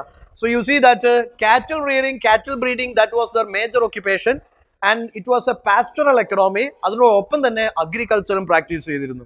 അപ്പോൾ UPC ഇവിടെ ചോദിക്കാൻ പോകുന്നത് main stay of their economy was agriculture എന്നായിരിക്കും ചോദിക്കുക. നിങ്ങളെ കൺഫ്യൂഷൻ ലഭിക്കും. ലേറ്റർ വേദിക്കൽ അത് ഓക്കെയാണ്. Main stay of economy was agriculture. It was agriculture. പക്ഷേ ഋഗ്വേദിക് ഏജിൽ it was a pastoral economy. അതിനോടൊപ്പം അവർ അഗ്രികൾച്ചറും പ്രാക്ടീസ് ചെയ്തിരുന്നു. പല സോഴ്സസിനും പല ഇൻഫർമേഷൻസ് ആയിരിക്കും തരിക. But take care, it was a pastoral economy. Cattle rearing, cattle breeding major occupation. Along with that they practised agriculture also. അപ്പോൾ പൊളിറ്റി ഓക്കെ. സൊസൈറ്റി എങ്ങനെയായിരുന്നു? Polity economy okay. Society എങ്ങനെയായിരുന്നു? Do you think a caste based system was there? Watertight compartment like the Chaturvarna system followed there? No. ഈ ചതുർവർണ്ണ system എവിടെയാണ് introduce ചെയ്യപ്പെടുന്നത്? Yes, ഈ ഋഗ്വേദന്റെ അവസാനത്തെ chapter ആണ് പുരുഷ സൂക്ത മണ്ഡല. അതിലാണ് എന്തിനെ കുറിച്ച് പ്രതിപാദിക്കുന്നത്? ചതുർവർണ്ണനെ കുറിച്ച് പ്രതിപാദിക്കുന്നത്. പക്ഷേ ഈ പുരുഷ സൂക്ത മണ്ഡല ആഡ് ചെയ്യുന്നത് ലേറ്റർ വേദിക് ഏജിലാണ്. That means Rigveda means it was purely a democratic socialist സംവിധാനമാണ്. മനസ്സിലായില്ലേ? ഈവൻ VIPസിന് അവർ ബീഫ് വരെ ലൈക്ക് ബീഫ് മുളകിട്ട് വറുത്തതോ അല്ലെങ്കിൽ അരച്ചതൊക്കെ അവർ കറിയായിട്ട് കൊടുക്കാറുണ്ടായിരുന്നു. It is discussed in NCERT. നിങ്ങൾ ആൻസറിൽ എഴുതി പഠിപ്പിക്കേണ്ട കാര്യമില്ല. What I say is it is purely more socialistic or more democratic in nature. പക്ഷേ പുരുഷ സൂക്ത മണ്ഡല ലേറ്റർ വേദിക്കൽ ആഡ് ചെയ്യുന്നതാണ്. അതിലാണ് ചതുർവർണ്ണ സിസ്റ്റത്തെ കുറിച്ച് പ്രതിപാദിക്കുന്നത്. ചതുർവർണ്ണ സിസ്റ്റം വരുന്നത്, let me tell you, that is in later Vedic age. അപ്പോൾ ഇത് കുറേയും കൂടി ഡെമോക്രാറ്റിക് ആയിരുന്നു. സൊസൈറ്റിയിൽ വിമൻ, മെൻ ദേ എൻജോയ്ഡ് ഈക്വൽ. എന്ന് വെച്ചാൽ ഭയങ്കര ഇതൊരു പാട്രിയാർക്കൽ സൊസൈറ്റിയാണ്. പക്ഷേ ഒരു സ്റ്റബോൺ റിജിഡ് പാട്രിയാർക്കൽ സൊസൈറ്റി അല്ലായിരുന്നു ഏത്? ഋഗ്വേദിക്.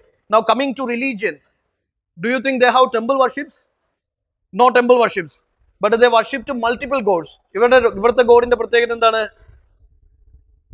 ഐക്കണിക് ഐഡൽ വർഷിപ്പേഴ്സ് ആയിരുന്നു നമ്മൾ ഇൻഡസ് സിവിലൈസേഷൻ ആൾക്കാർ. ഇവിടെ എന്താണ്? Yes, they personified natural phenomenon. അവർക്ക് പേടിയുള്ളതിനൊക്കെ അവർ ആരാധിക്കാൻ തുടങ്ങി. പേടിയിൽ നിന്ന് രക്ഷപ്പെടാനുള്ള സൊല്യൂഷൻ ആയിരുന്നു അതിനെ ആരാധിക്കുക എന്നുള്ളത്. So there is personification of natural phenomenon and they worshiped them. അപ്പോൾ മെയിൽ ഫീമെയിൽ ഡീറ്റി വർഷിപ്പ് ഉണ്ട്. അല്ലെങ്കിൽ എന്താ പറയുക, ഓരോരോ നാച്ചുറൽ ഫിനോമിനൻ, അതിപ്പോൾ ഇടിമിന്നലാവാം, മഴയാവാം, തീയാവാം, അതിനെയൊക്കെ പേഴ്സണിഫൈ ചെയ്ത് ആരാധിച്ചിരുന്നു. So personification of natural phenomenon and worshipping the natural phenomenon, that was the religious characteristics of Rigvedic people. പിന്നെ ഇവിടെ റിച്വൽസും സാക്രിഫൈസസും ഡൊമിനേറ്റ് ചെയ്തിരുന്നോ? നോ, അത്ര കോംപ്ലിക്കേറ്റഡ് അല്ലായിരുന്നു ഇവിടെ. ഓക്കെ. ഇനി സാക്രിഫൈസസ് ഉണ്ടായിരുന്നെങ്കിലും ഒരു കൂട്ടമായിട്ടാണ് സംഭവിച്ചുകൊണ്ടിരുന്നത്. ബ്രാഹ്മിൻ പ്രീസ്റ്റിന്റെ ഡൊമിനൻസ് ഉണ്ടായിരുന്നു. അതൊക്കെ സംഭവിക്കുന്ന ലേറ്റർ കാലഘട്ടത്തിലാണ്. So please try to understand that concept.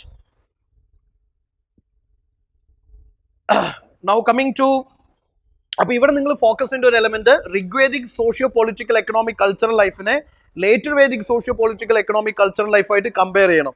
അങ്ങനെയായിരിക്കും UPSC ക്വസ്റ്റ്യൻസ് ചോദിക്കുക. പിന്നെ ഇതിനെക്കുറിച്ച് നമുക്ക് കിട്ടുന്ന ഇൻഫർമേഷനിൽ നിന്നാണ്, വേദിക് ലിറ്ററേച്ചറിൽ നിന്നാണ് ഇതിനെക്കുറിച്ച് ഇൻഫർമേഷൻ കിട്ടുന്നത്. വേദിക് ലിറ്ററേച്ചർ എങ്ങനെ നിങ്ങൾക്ക് ബേസിക്കലി എങ്ങനെ ഡിവൈഡ് ചെയ്യാം? വേദിക് ലിറ്ററേച്ചറിന്റെ ഏറ്റവും ആദ്യത്തെ ലിറ്ററേച്ചർ ഏതാണ്? which is Rigveda. Am I right? The purest, oldest, most sacred version is regarded as Rigveda. And ബാക്കിയുള്ള വേദാസ് ഒക്കെ കടമെടുത്തിരിക്കുന്ന സൂക്തങ്ങൾ, hymns are taken from this Rigveda only. So Rigveda is the hymns in praise of various gods. അത് prose ആണോ poetry ആണോ? Rigveda collection of hymns in praise of gods, അത് poetry version ആണോ prose version ആണോ? പോയട്രി വേർഷൻ ആണ് അല്ലേ? Hymns in praise of various gods, അതിന്റെ prose version ആണ് ബ്രഹ്മണാസ് എന്ന് പറയുന്നത്. ബ്രഹ്മണാസ് യുനോ, അതായത് സംഹിതാസിന്റെ പ്രോസ് വേർഷൻ, അതിന്റെ എക്സ്പ്ലനേഷൻ നോട്ട്സിനെ നമ്മൾ ബ്രഹ്മണാസ് എന്ന് വിശേഷിപ്പിക്കുന്നു. ബ്രഹ്മണാസിന്റെ അവസാനത്തെ ചാപ്റ്റർ ആണ് അരണ്യകാസ് എന്ന് വിശേഷിപ്പിക്കുന്നത്. am I right? പിന്നെ ഇതിൽ നിന്നൊക്കെ മാറി മറ്റൊരു സംഭവമുണ്ട്, which is known as Upanishads, which is mainly dealing with philosophy of life after death. You see that philosophy part is known as Upanishads. So Vedic literature division നിങ്ങൾ അറിഞ്ഞിരിക്കണം. First classification is Samhitas, second is Brahmanas, third is Aranyakas, and fourth is Upanishads. പിന്നെ ഉപവേദസും കാര്യങ്ങളൊക്കെ ഉണ്ട്, അതൊക്കെ നിങ്ങൾ പഠിച്ചിട്ടുണ്ടാവും. Anyway, Samhitas means it is collection of hymns in praise of gods. സംഹിതാസ് ഏതൊക്കെയാണ്? ഋഗ്വേദ സംഹിത, സാമവേദ സംഹിത, യജുർവേദ സംഹിത, അഥർവവേദ സംഹിത. ഈ ഋഗ്വേദ സംഹിത എന്ന് പറയുന്നത് hymns in praise of various gods, that is original version. ഇനി സാമവേദ സംഹിത എന്താണ്? സാമവേദ സംഹിത, UPC asked a question, the oldest version of the Hindustani music, which is oldest version, oldest style of Hindustani music. അതേതാണ്? Hindustani music has many styles. അതിൽ oldest version ഏതാണ്? Come on. Oldest version, which is borrowed from Rigveda, which is borrowed from Samaveda, or its origin is traced to Samaveda. Drupad അല്ലെങ്കിൽ ദ്രൗപദ് എന്ന് പറയുന്ന ഒരു version ഇല്ലേ? You remember that? Yes, which is originated from Samaveda. So Samaveda എന്ന് പറയുന്നത് ഋഗ്വേദയിൽ നിന്ന് കടമെടുത്ത ഹീംസിന്റെ collection ആണ്, but that is set into music for the purpose of singing while performing various sacrifices. Okay, അപ്പോൾ Indian music is originated from Samaveda. There is a belief. Then Yajurveda എന്ന് പറയുന്നത്, Yajurveda is dealing with rituals and sacrifices. Rituals and sacrifices in the formulas, അതിന്റെ rules and regulations നെ കുറിച്ചൊക്കെയാണ് Yajurveda പറയുന്നത്. Atharvaveda is about medicine, or Atharvaveda is magical spells or hypnotism, all those things, which is regarded as a non-Aryan work. ഇതാണ് സംഹിതാസിന്റെ division. Rigveda, Samaveda, Yajurveda, Atharvaveda. ഇത് UPC ചോദിച്ചിട്ടുണ്ട്, അങ്ങോട്ടും ഇങ്ങോട്ടും shuffle ചെയ്യും, അതുകൊണ്ടാണ് ഞാൻ പ്രത്യേകം പറഞ്ഞത്. Rigveda is the oldest one, most sacred one, and many of the things discussed in Rigveda is synonymous with Avesta. Avesta എന്താണ്? Avesta എന്ന് നിങ്ങൾ കേട്ടിട്ടുണ്ടോ? Avesta, what is this? Iranian sacred textbook. Iranian sacred textbookൽ ഇതിലും പറഞ്ഞിരിക്കുന്ന കുറെ ഫ്ലോറ ഫൗന ഒക്കെ അതിന്റെ പേരുകളൊക്കെ സെയിം ആണ്. ഗോഡ്സിന്റെ പേരുകളും സോഷ്യൽ ക്ലാസസിന്റെ പേരുകളൊക്കെ സെയിം ആണ്. So it comes to a conclusion that ഈ ഈ ആര്യൻ പോപ്പുലേഷൻ, ഈ ആര്യൻ പീപ്പിൾ, അവർ മേ ബി ഇറാൻ ഇറാഖിൽ ആദ്യം അവർ സെറ്റിൽ ചെയ്തിട്ടുണ്ടാവാം. അതിനുശേഷം അവരെന്ത് ചെയ്തിട്ടുണ്ടാവാം? ഖൈബർ പാസ് ക്രോസ് ചെയ്ത്, ഇൻഡസ് ക്രോസ് ചെയ്ത് ഈ പറയുന്ന പഴയ north western Indian subcontinent അല്ലെങ്കിൽ നോർത്ത് വെസ്റ്റേൺ പോർഷനിൽ അവർ സെറ്റിൽ ചെയ്തിട്ടുണ്ടാവാം. So Avesta is an Iranian textbook. Rigveda, Avesta, they have many similarities in relation to അതിലെ സ്പീഷീസോ അല്ലെങ്കിൽ ഫ്ലോറ ഫൗന അല്ലെങ്കിൽ ഗോഡ്സ് അല്ലെങ്കിൽ സോഷ്യൽ ക്ലാസസിന്റെ ഒക്കെ പേരുകളൊക്കെ സെയിം ആണ്. അപ്പോൾ അവിടെ Avesta എന്ന് പറയുന്നത് ഇറാന്റെ സാക്രഡ് ടെക്സ്റ്റ് ബുക്കാണ്, അല്ലെങ്കിൽ മെസ്സപ്പൊട്ടോമിയയുടെ സാക്രഡ് ടെക്സ്റ്റ് ബുക്കാണ്. അപ്പോൾ യു സി ദാറ്റ് അതിലും ഋഗ്വേദയിലും ഒരുപാട് സിമിലാരിറ്റീസ് കാണാൻ പറ്റും. ഇതൊക്കെ UPC ചോദിക്കുന്ന ക്വസ്റ്റ്യൻസ് ആണ്. സോ സംഹിതാസ് ആദർ, അതിനുശേഷം ബ്രഹ്മണാസ്, പ്രോസ് വേർഷൻ ആണ് ബ്രഹ്മണാസ്, അതായത് സംഹിതാസിന്റെ എക്സ്പ്ലനേറ്ററി നോട്ട്സ് ആണ് ബ്രഹ്മണാസ്, അതിന്റെ കൺക്ലൂഷൻ ആണ് അരണ്യകാസ്, പിന്നെ ഏറ്റവും എൻഡിൽ വരുന്ന ഫിലോസഫിയാണ് ഉപനിഷദ്സ്. ആ ഡിവിഷൻ നിങ്ങൾ അറിഞ്ഞിരിക്കണം. So these things are easy for you. മറ്റൊരു പ്രധാനപ്പെട്ട എലമെന്റ് ഇതാണ്, ഇൻഡസ് സിവിലൈസേഷനും വേദിക് സിവിലൈസേഷനും തമ്മിലുള്ള comparison. Indus civilisation versus Vedic civilisation. So Indus സിവിലൈസേഷന്റെ പ്രത്യേകത, most of the sources are archaeological sources, ശരിയല്ലേ? പക്ഷേ വേദിക് കൾച്ചറിന്റെ പ്രത്യേകത, അല്ലെങ്കിൽ വേദിക് റിലീജിയനെ കുറിച്ച് അല്ലെങ്കിൽ വേദിക് സൊസൈറ്റിനെ കുറിച്ച് നമ്മൾ അറിയുന്നത് it is from Vedic literature. And this is an urban civilisation. Vedic എങ്ങനെയൊക്കെയാണ്? അതിന്റെ ഋഗ്വേദിക്കും ലേറ്റർ വേദിക് ഏജസ് ഒക്കെ റൂറൽ കൾച്ചേഴ്സ് ആണ്. They mostly lived in the villages. Now this is icon worshippers. ആരാണ് icon worshippers? Indus people are icon worshippers and they are nature worshippers. and there is no use of iron. Indus civilization is a Bronze Age civilization. This is not an Iron Age civilization. ഇവിടെ iron ഉണ്ടായിരുന്നു, പക്ഷെ അത് ഏത് കാലഘട്ടത്തിലാണ്?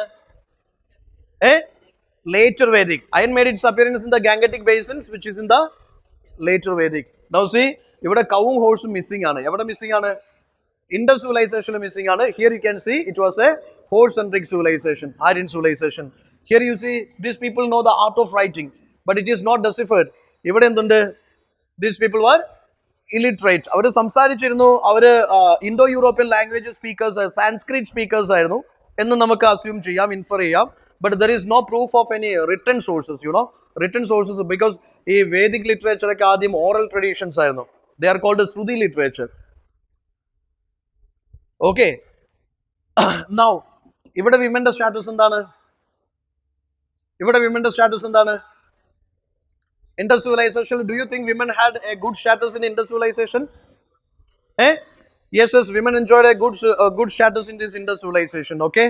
But Vedicilekku varumbodhekkum Rigvedic samayathu endanu vechal nalla status aayirunnu, because women composers are there, women poets are there, women go to participation in tribal assemblies, ee parayunna nammal kandittundu. But later Vedicilekku varumbodhekku avade prashanam endanu? Women status is deteriorated. Women is treated as like എന്താ പറയുക, caring, feeding, breeding, അതിനുള്ള ഒരു ഉപകരണമായിട്ട് മാറുന്നു, അല്ലെങ്കിൽ status ഭയങ്കരമായിട്ട് lower ചെയ്യുന്നു, which is in later Vedic. She has no representation, no political representation, no social status, no ritual status, nothing is there. Okay, പിന്നെ later വേദിക്കിലാണെങ്കിൽ പൊളിറ്റിയും change ചെയ്യുന്നുണ്ട്. You can see that the monarch becomes the absolute power. No tribal assemblies, no elected representation, nothing. The king is the ultimate authority of judiciary, executive, legislative powers. Okay, political change ഉണ്ട്, social changes ഉണ്ട്, economic changes ഉണ്ട്, religious, cultural changes ഒക്കെ later വേദിക്കിൽ സംഭവിക്കുന്നുണ്ട്. These people spoke a language, അത് Dravidian language എന്ന് പറയുന്നു, അല്ലെങ്കിൽ എന്തൊക്കെയോ പറയുന്നു, പക്ഷേ ഏതാണെന്ന് നമുക്കറിയത്തില്ല. പക്ഷേ ഇവിടെ നമുക്ക് കൃത്യമായിട്ട് അറിയാം, there were Sanskrit speakers. ഇത് നമ്മൾ ഓൾറെഡി ഇപ്പോൾ ഡിസ്കസ് ചെയ്ത സംഭവമാണ്. അത് എനിക്ക് തോന്നുന്നു നിങ്ങളെല്ലാവരും പഠിച്ചിട്ടുണ്ടാവും. ബേസിക്കലി അറിഞ്ഞിരിക്കുക, ഋഗ്വേദ, സാമവേദ, യജുർവേദ, അഥർവേദ, ബ്രഹ്മണാസ്, അരണ്യകാസ്, ഉപനിഷത്സ്. ഈ അരണ്യകാസും ഉപനിഷത്സും തമ്മിലുള്ള വ്യത്യാസം അറിയോ? അരണ്യകാസ് are also philosophies.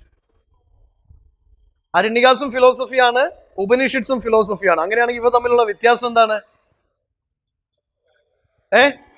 Aranigas are dealing with the philosophy of rituals and sacrifices. They are dealing with the philosophy of rituals and sacrifices. Upanishads give no importance to rituals and sacrifices. That is worldly philosophy. Upanishad എന്ന് പറയുന്നത് which is about life, death, karma or transmigration of soul, immortality of the soul. അങ്ങനെ worldly ഫിലോസഫിയാണ് ഉപനിഷത്ത് deal ചെയ്യുന്നത്. അരണ്യകാസ് deal ചെയ്യുന്നത് എന്താണ്? Rituals and സാക്രിഫൈസസിന്റെ ഫിലോസഫിയാണ് deal ചെയ്യുന്നത്. അവ തമ്മിലുള്ള ഒരു പ്രധാനപ്പെട്ട വ്യത്യാസമാണ്. ഇതും UPSC ചോദിച്ചൊരു ക്വസ്റ്റ്യൻ ആണ്. അപ്പോൾ നിങ്ങൾ വ്യക്തമായിട്ട് അറിഞ്ഞിരിക്കുക, ഈ സംഹിതാസും ബ്രഹ്മണാസും അരണ്യകാസും ഉപനിഷത്സും തമ്മിലുള്ള പ്രധാനപ്പെട്ട വ്യത്യാസങ്ങൾ എന്താണ് എന്നുള്ളത് അറിഞ്ഞിരിക്കുക. അതിനെ ബേസ് ചെയ്ത് ഒരുപാട് ക്വസ്റ്റ്യൻസ് ചോദിച്ചിട്ടുണ്ട്. ഇനി ചിലപ്പം വേദിക് ലിറ്ററേച്ചറും സംഘ ലിറ്ററേച്ചറും തമ്മിലായിരിക്കും കമ്പയർ ചെയ്യുന്നത്. ഈ സംഘ ലിറ്ററേച്ചറിന്റെ പ്രത്യേകത എന്താണ്? Sangam literature, which is dealing about South India, am I right? Ancient South Indian ഏറ്റവും ആദ്യത്തെ ലിറ്റററി സോഴ്സ് ആണ് സംഘം ലിറ്ററേച്ചർ എന്ന് പറയുന്നത്. 300 BC 300 AD കാലഘട്ടത്തെ കുറിച്ച് ചോളചേര പാണ്ഡ്യാസിന്റെ ഹിസ്റ്ററിനെ കുറിച്ച് പ്രതിപാദിക്കുന്ന സംഘം ലിറ്ററേച്ചർ, am I right? അപ്പോൾ അതില് സെക്യുലർ ആയിട്ടുള്ള ടോപ്പിക്സ് ആണ് ഡീൽ ചെയ്യുന്നത്. അകം പുറം, inner emotions, outer emotions, inner values, outer values, അകം പുറം, സെക്യുലർ വാല്യൂസ്, സെക്യുലർ തീംസ് ആണ് അതിൽ ഡീൽ ചെയ്യുന്നത്. ആ സമയം നമ്മുടെ വേദിക് ലിറ്ററേച്ചർ റിലീജിയസ് ആണ്. am I right? They are about the gods and goddesses. സംഘ literature about the kings and queens. am I right? അപ്പോൾ അതിന്റെ ഡിഫറൻസസ് ചോദിക്കും. ഇത് തമിഴിലാണെങ്കിൽ അതെന്തിലാണ്? സാൻസ്ക്രിറ്റിലാണ്. ഓക്കെ, അങ്ങനെയുള്ള കാര്യങ്ങളും കൂടി ശ്രദ്ധിക്കുക. നൗ ആൻഷ്യൻ ഇന്ത്യയിൽ മറ്റൊരു പ്രധാനപ്പെട്ട മൊഡ്യൂളാണ് Buddhism, Jainism. am I right? ഒരുപാട് ക്വസ്റ്റ്യൻസ് കണ്ടിന്യൂസ്ലി UPSC ഒരുപാട് ക്വസ്റ്റ്യൻസ് ചോദിക്കും. പ്രിലിംസിലും മെയിൻസിലൊക്കെ മാറി മാറി ചോദിക്കുന്ന ഒരു സാധനമാണ് ബുദ്ധിസം, ജൈനിസം. ഒരുപാട് ക്വസ്റ്റ്യൻസ് UPSC ഓൾറെഡി ചോദിച്ചിട്ടുണ്ട്. ബുദ്ധിസം, ജൈനിസം ഒക്കെ ജനിക്കുന്നത് 6th century BC-ലാണ്. അതിന്റെ കോമൺ കാരണങ്ങൾ എന്തൊക്കെയാണെന്ന് ചോദിച്ചു കഴിഞ്ഞാൽ, rights and ceremonies, complicated rights and ceremonies, then there is caste system, supremacy of the Brahmins, religious treatises, Vedic philosophy, sacrifices. ഇതെല്ലാം സാധാരണ ജനജീവിതത്തിന് മുഴുവൻ ടെൻഷൻ ആണ് കൊടുത്തത്. am I right? There are lots of, you can take a chair from there. So ഈ സാധാരണ ജനജീവിതത്തിന് കുറെ tensions മാത്രമേ അത് കൊടുത്തിട്ടുള്ളൂ. എന്ത് കൊടുത്തിട്ടുള്ളൂ? ഒരു സോക്കോൾഡ് യെസ്, ഒരു വേദിക് റിലീജിയൻ അല്ലെങ്കിൽ വേദിക് സൊസൈറ്റി കൊടുത്തിരിക്കുന്ന ടെൻഷൻസ് ആണ്. There is so much tensions about rights and ceremonies. It is very very expensive and it is exclusive also. സാധാരണക്കാരെ അതിൽ ഉൾപ്പെടുത്തുന്നില്ല. Then caste system is again a very discriminatory system. Supremacy of the Brahmins. Religious treatises are very complicated and they are beyond the understanding of the common people. അപ്പോൾ അവരെല്ലാം prefer ചെയ്യുന്നത് സാധാരണ ഒരു religion, practical religion ആണ് prefer ചെയ്യുന്നത്. Vedic philosophy is also very complicated and it is very scholastic. സാധാരണക്കാർക്ക് മനസ്സിലാവുന്നില്ല. Sacrifices, ഇത് ഇവരുടെ എക്കണോമിക് ലൈഫിനെ ബാധിച്ചു. കാരണം അവർക്ക് ആനിമൽ ഹസ്ബൻഡറി ഒക്കെ മെയിൻറ്റെയിൻ ചെയ്തെങ്കിലേ അവരുടെ ലൈഫ് മുന്നോട്ട് പോവുള്ളൂ. സാക്രിഫൈസസ് കാരണം എല്ലാത്തിനെയും കൊന്നൊടുക്കുകയാണ്. So you see that they preferred a religion which propagated the non-violence philosophy. Okay, ഇങ്ങനെയുള്ള കുറെ കാരണങ്ങൾ കൂടി ചേർന്നാണ് എന്ത് സംഭവിക്കുന്നത്? ബുദ്ധിസം ജൈനിസം ജനിക്കുന്നത്. ഇവിടെ നിങ്ങൾ ഏറ്റവും കൂടുതൽ ഫോക്കസ് ചെയ്യേണ്ട രണ്ട് എലമെന്റ്സേ ഉള്ളൂ. ബുദ്ധിസം ജൈനിസത്തിന്റെ കോമൺ ഐഡിയോളജീസും ടീച്ചിങ്സും അല്ലെങ്കിൽ അവ തമ്മിലുള്ള വ്യത്യാസം. ഓക്കെ, ഈ ബുദ്ധിസം ജൈനിസത്തിന് ഒരുപാട് കോമണാലിറ്റീസും ഉണ്ട്, ഒരുപാട് ഡിഫറൻസസും ഉണ്ട്. So please try to understand അതിന്റെ കോമൺ ഫീച്ചേഴ്സും ഡിഫറൻസസും എന്താണെന്ന് അറിഞ്ഞിരിക്കുക. ഈ മഹാവീരന്റെ ടീച്ചിങ്സിൽ ഏറ്റവും ആദ്യം ശ്രദ്ധിക്കുക, world is animated. World is animated എന്ന് പറഞ്ഞാല് ജൈനിസം ഇന്ത്യയിൽ നിന്ന് നാമാവശേഷമാകാനുള്ള മെയിൻ ഒരു ഫിലോസഫി ഇതായിരുന്നു. അല്ലെങ്കിൽ it become mostly unscientific in the later stages. സയൻസുമായിട്ട് മാച്ച് ചെയ്യുന്നില്ല, റീസണിങ്ങുമായിട്ട് മാച്ച് ചെയ്യുന്നില്ല, ലോജിക്കുമായിട്ട് മാച്ച് ചെയ്യുന്നില്ല. വേൾഡ് ഈസ് ആനിമേറ്റഡ് എന്ന് പറഞ്ഞാൽ yes, every living non living things in this world has a soul, don't hurt it. Non വയലൻസിന് അമിതമായ പ്രാധാന്യം കൊടുക്കാൻ വേണ്ടിയിട്ടാണ് അങ്ങനത്തെ ഒരു ഫിലോസഫി മഹാവീരൻ ഇൻട്രൊഡ്യൂസ് ചെയ്തത്. പക്ഷെ പിന്നീട് വന്ന ഒരു സയന്റിഫിക് സൊസൈറ്റി അതിനെ ആക്സെപ്റ്റ് ചെയ്തില്ല. അത് ഭയങ്കര അൺസയന്റിഫിക് ആയിട്ടാണ് കാണുന്നത്. കല്ലിലും മുള്ളിലും അല്ലെങ്കിൽ മരത്തിലും മണ്ണിലൊക്കെ ജീവനുണ്ടെന്ന് പറഞ്ഞു കഴിഞ്ഞാൽ അത് ആക്സെപ്റ്റ് ചെയ്യുമോ? നോൺ ലിവിങ് തിങ്സ്, കല്ലിലും അല്ലെങ്കിൽ ഇതിനെല്ലാം ഇവിടെ കാണുന്ന ഈ ക്യാമറയ്ക്കും ലാപ്പിനൊക്കെ ജീവനുണ്ടെന്ന് പറഞ്ഞാൽ ആക്സെപ്റ്റ് ചെയ്യാൻ പറ്റത്തില്ല. So they said that world is animated. This is a philosophy of Jainism, not Buddhism. Every living things, non living things has a soul. അങ്ങനെ പറയാൻ കാരണം വെച്ചാൽ they given over importance to, over emphasis to this non violence philosophy. മഹാവീരൻ non വയലൻസിന് അമിത പ്രാധാന്യം കൊടുത്തിരുന്നു. അതിനെ ഹൈലൈറ്റ് ചെയ്യാൻ വേണ്ടി, എംഫസൈസ് ചെയ്യാൻ വേണ്ടിയാണ് ദ വേൾഡ് ഈസ് ആനിമേറ്റഡ് എന്ന് പറഞ്ഞത്. Yes, non injury to living beings, birth death is due to karma. അപ്പൊ അത് മറ്റൊരു UPSC ക്വസ്റ്റ്യൻ ആണ്. ജൈനിസത്തില് കർമ്മ ഫിലോസഫിയില് വിശ്വാസമുണ്ട്. They believe that this birth death is because of the karma. Then asceticism and penance is required for salvation. ഇവിടെ മഹാവീരൻ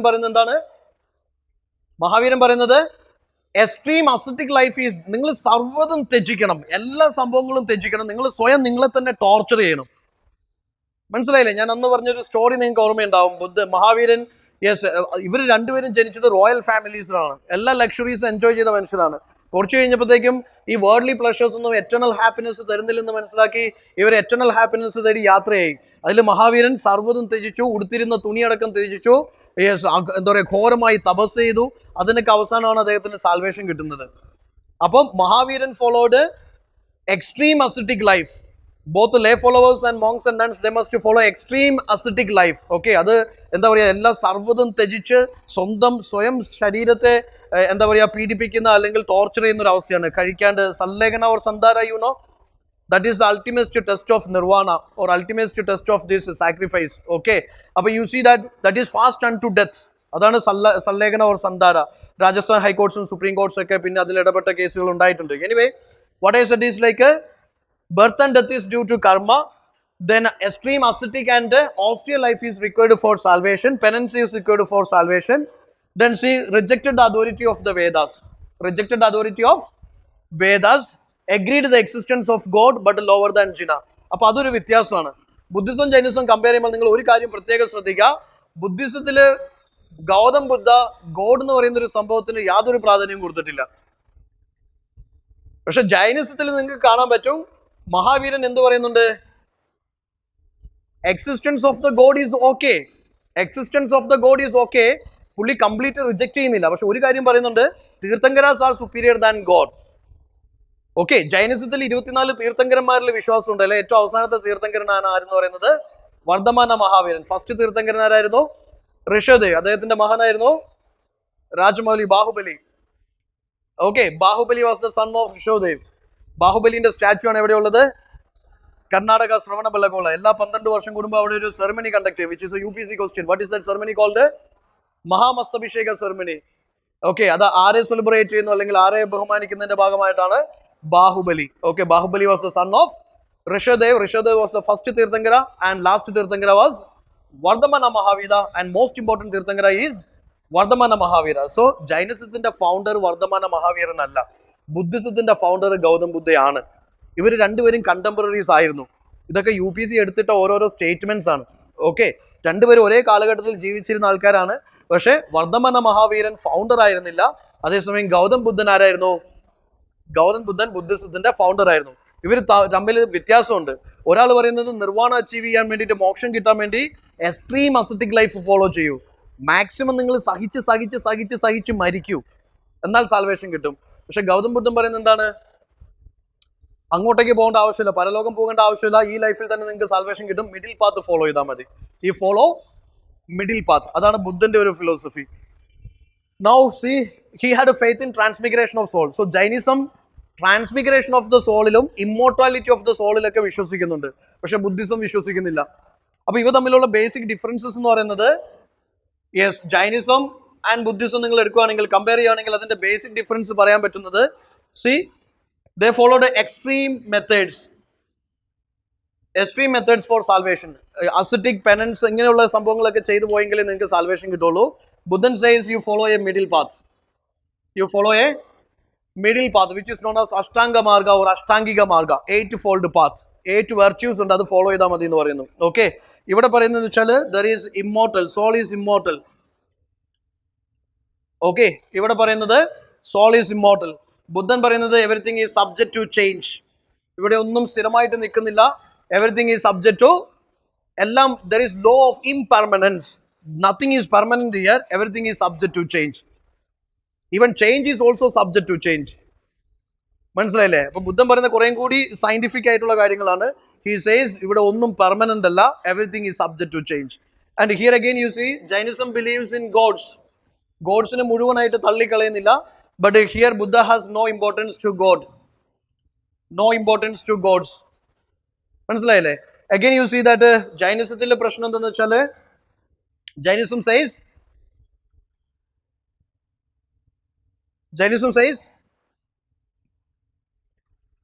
നമ്മൾ ആദ്യം പറഞ്ഞില്ലേ, വേൾഡ് ഈസ് ആനിമേറ്റഡ്. അതുപോലെ തന്നെ ഇവിടെ കർമ്മ ഫിലോസഫിക്കൊക്കെ ഇമ്പോർട്ടൻസ് കൊടുക്കുന്നുണ്ട്, ബുദ്ധൻ ഇതിനൊന്നും ഇമ്പോർട്ടൻസ് കൊടുക്കുന്നില്ല. ഇവ തമ്മിലുള്ള കോമണാലിറ്റി എന്തൊക്കെയായിരിക്കും? ബുദ്ധിസം ജൈനിസവും തമ്മിലുള്ള കോമണാലിറ്റി, ഓക്കെ, കോംപ്ലിക്കേറ്റഡ് ആക്കണ്ട. നിങ്ങൾ ഈ ജൈനിസത്തിന്റെ കോർ ഫിലോസഫീസ്, കോർ ടീച്ചിങ്സ് നോക്കുക. World is animated, don't cause any injury to living beings, there is belief in karma theory. Then death and birth is, because of karma. Then see, in order to liberate from karma ഇവിടെ ഒരു complicated term ആണ്. In order to liberate from karma, you have to practice ascetic life, extreme penance and austere life, most simple life. Okay. Then see, they believe in existence of God, but God is inferior to Tirthankaras. Okay. Again say, വർണ്ണ സിസ്റ്റത്തെ അവർ മുഴുവനായിട്ട് condemn ചെയ്യുന്നില്ല. വർണ്ണ സിസ്റ്റത്തെ മുഴുവനായിട്ട്, ഈ caste system, വർണ്ണ system മുഴുവനായിട്ട് കണ്ടം ചെയ്യുന്നില്ല. There is faith in transmigration of soul. Then there is universal law. എന്താണ് universal law? World is created and sustained by a universal law. എന്ന് വെച്ചാൽ ക്രിയേറ്റർ ഗോഡിൽ വിശ്വാസമില്ല. ബുദ്ധിസവും ജൈനിസവും ക്രിയേറ്റർ ഗോഡിൽ വിശ്വസിക്കുന്നില്ല. ബുദ്ധിസം ജൈനിസം എന്തിൽ വിശ്വസിക്കുന്നില്ല? ക്രിയേറ്റർ ഗോഡിൽ വിശ്വസിക്കുന്നില്ല. And they oppose to rituals and Brahmin hold. Buddhism Jainism പ്രീസ്റ്റ്ഹുഡിനെതിരാണ്. ബുദ്ധിസം ജൈനിസവും റിച്വൽസും സാക്രിഫൈസസിനും എതിരാണ്. Buddhism Jainism religion for all എന്നുള്ളൊരു കോൺസെപ്റ്റിൽ വിശ്വസിക്കുന്നു. ഓക്കെ, ജൈനിസത്തിലേക്ക് വരുമ്പോൾ അതിന്റെ 5 vows that is important for you. അഹിംസ, സത്യ, അസ്ഥേയ, അപരിഗ്രഹ, ബ്രഹ്മചര്യ. 5 കാര്യങ്ങളാണ് മഹാവീരൻ സാൽവേഷന് വേണ്ടിയിട്ട് പറയുന്നത്. ഏതൊക്കെയാണത്? Don't commit violence, don't speak lie, don't steal, don't acquire property and observe brahmacharya. 5 doctrines for salvation. Okay, അപ്പൊ അതും UPC ചിലപ്പോൾ മാറ്റി അങ്ങോട്ടും ഇങ്ങോട്ടും മാറ്റി തരും, ജസ്റ്റ് ഹാവ് എൻ ഐഡിയ. പിന്നെ ഈ 5 ഡോക്ട്രിൻസ് ഒരു മോങ് ആണ് ഫോളോ ചെയ്യുന്നത്. If it is followed by a monk, okay, if it is followed by ഒരു സന്യാസിയാണ് അത് ഫോളോ ചെയ്യുന്നതെങ്കിൽ അതിന് എന്തെന്ന് വിശേഷിപ്പിക്കുന്നു? മഹാവ്രത എന്ന് വിശേഷിപ്പിക്കുന്നു. ഒരു ലേ ഫോളോവർ ആണ് ഫോളോ ചെയ്യുന്നെങ്കിലോ, if it is by a lay follower, സാധാരണക്കാരനാണ് ഫോളോ ചെയ്യുന്നെങ്കിൽ it is anuvrata. It is called anuvrata. This terminology is important for you യാർ. ബുദ്ധിസം ജൈനിസത്തിലെ ടെർമിനോളജി ഭയങ്കര ക്രൂഷ്യലാണ്. നമ്മൾ Gallant IASന്റെ യൂട്യൂബ് ചാനലിൽ ഒരുപാട് ടെർമിനോളജി സീരീസ് ഞാൻ ചെയ്തിട്ടുണ്ട്. You can whenever you free you can watch it. Okay, so you see that terminology is very important. Buddhism ചൈനീസും ഒക്കെ പഠിക്കുമ്പോൾ അതിന്റെ ടെർമിനോളജി ഭയങ്കര ക്രൂഷ്യൽ ആണ്. ഈ 5 ഡോക്ട്രിൻസ് മോങ്സ് ഫോളോ ചെയ്യുകയാണെങ്കിൽ അതിനെ മഹാവ്രതാസ് എന്നും അത് സാധാരണക്കാർ ഫോളോ ചെയ്യുകയാണെങ്കിൽ അതിനെ അനുവ്രതാസ് എന്നും പറയുന്നു. 5ാമത്തെ ഡോക്ട്രിൻ ആഡ് ചെയ്തത് ആരാണ്? ബ്രഹ്മചര്യ ആഡ് ചെയ്തത് മഹാവീരനാണ്. Then there are 3 jewels in Buddhism, 3 jewels in Jainism. ബുദ്ധിസത്തിലെ 3 jewels ഏതൊക്കെയാണ്? 3 jewels in Buddhism. ബുദ്ധിസത്തിലെ 3 jewels ഏതൊക്കെയാണ്? There is, any of you remember Buddhism, 3 jewels of Buddhism? Yes, Buddha, Dhamma, Sangha. Buddha, Dhamma, Sangha. That is known as the 3 jewels in Buddhism. ഈ 3 jewels in Jainism എന്ന് പറയുന്നതാണ് സമ്യക് ചരിത, സമ്യക് darshana, samyak jnana. Right knowledge, right action, right faith. Right knowledge, right action, right faith. 3 jewels. ഇതൊക്കെ UPSC ചോദിച്ച questions ആണ് കേട്ടോ. പിന്നെ ഹിസ്റ്ററിന്റെ മാത്രം ഒരു പ്രത്യേകത എന്താണെന്ന് വെച്ച് കഴിഞ്ഞാൽ പക്ക സ്റ്റാറ്റിക് സബ്ജക്റ്റ് ആയതുകൊണ്ട് ചോദിച്ച അതേ ക്വസ്റ്റ്യൻസ് തന്നെ റിപ്പീറ്റ് ചെയ്തിട്ടുണ്ട്, ചോദിച്ച അതേ ഏരിയാസ് തന്നെ റിപ്പീറ്റ് ചെയ്യാറുണ്ട്. വേറൊന്നും ചോദിക്കാനില്ലല്ലോ. Okay, so please try to understand. ഈ ബേസിക് കോൺസെപ്റ്റ്സ് നിങ്ങൾ അറിഞ്ഞിരിക്കണം. ബേസിക് കോൺസെപ്റ്റ്സ് അറിയാമെങ്കിൽ അതിനെ തെറ്റിച്ച് UPSC എന്തായാലും 4 ചോയ്സിൽ 3 എണ്ണം തെറ്റിക്കാൻ വേണ്ടി മനഃപൂർവ്വം ഇടുന്നതാണ്, ശരിയല്ലേ? അപ്പോൾ ബാക്കിയുള്ളത് തെറ്റിയത് എന്തുകൊണ്ട് തെറ്റുന്നു എന്ന് അറിയണമെങ്കിൽ അതിൽ ശരിയായിട്ടുള്ളത് ഏതാണെന്ന് അറിഞ്ഞിരിക്കണം. Right? Basic concepts you must know. So samyak charita is right action. Okay, samyak darshana right faith, Samyak jnana right knowledge. ഈ 3 കാര്യങ്ങളാണ് 3 jewels in Jainism എന്നറിയപ്പെടുന്നത്. Okay, right faith, right action, right knowledge. Okay, മാറ്റിക്കോട്ടെ. Now coming to Buddhism. ബുദ്ധിസത്തിലേക്ക് വരുമ്പോൾ you please try to understand. ബുദ്ധിസത്തിന്റെ ചരിത്രമൊന്നും ഞാൻ പറയുന്നില്ല. ഇവിടെ ഈ symbolism is very important for you. ബുദ്ധിസത്തിൽ നിങ്ങൾ ബുദ്ധന്റെ ലൈഫിലെ ഓരോ ഈവന്റിനെ റെപ്രസെന്റ് ചെയ്യുന്നത് ഓരോ സിംബൽസ് ആണ്. Right? His birth is represented by lotus. Then his മഹാഭിഷ്ക്രമണ എന്ന് പറയുന്നത് ഗ്രേറ്റ് റിനൗൺസിയേഷൻ. അദ്ദേഹം വീട് വിട്ടു പോകുന്ന ഒരു സംഭവമുണ്ട്. In search of eternal happiness, which is known as Mahabhishkramana, which is symbolized by horse. Then Nirvana is symbolized by Bodhi tree. Dharma Chakra Pravartana, which is അദ്ദേഹം enlightenment achieve ചെയ്തതിനു ശേഷം ആദ്യമായിട്ട് സ്പീച്ച് ഡെലിവർ ചെയ്യുന്നു, sermon deliver ചെയ്യുന്നു, which is in this, എവിടെ വെച്ചിട്ടാണ് സംഭവിക്കുന്നത്? UP Sarnath dear park. Am I right? Okay, fine. So that is Dharma Chakra Pravartana. ആ ഈവന്റിനെ ധർമ്മ ചക്ര പ്രവർത്തന എന്ന് വിശേഷിപ്പിക്കുന്നു, symbolized by 24 spoke to wheel.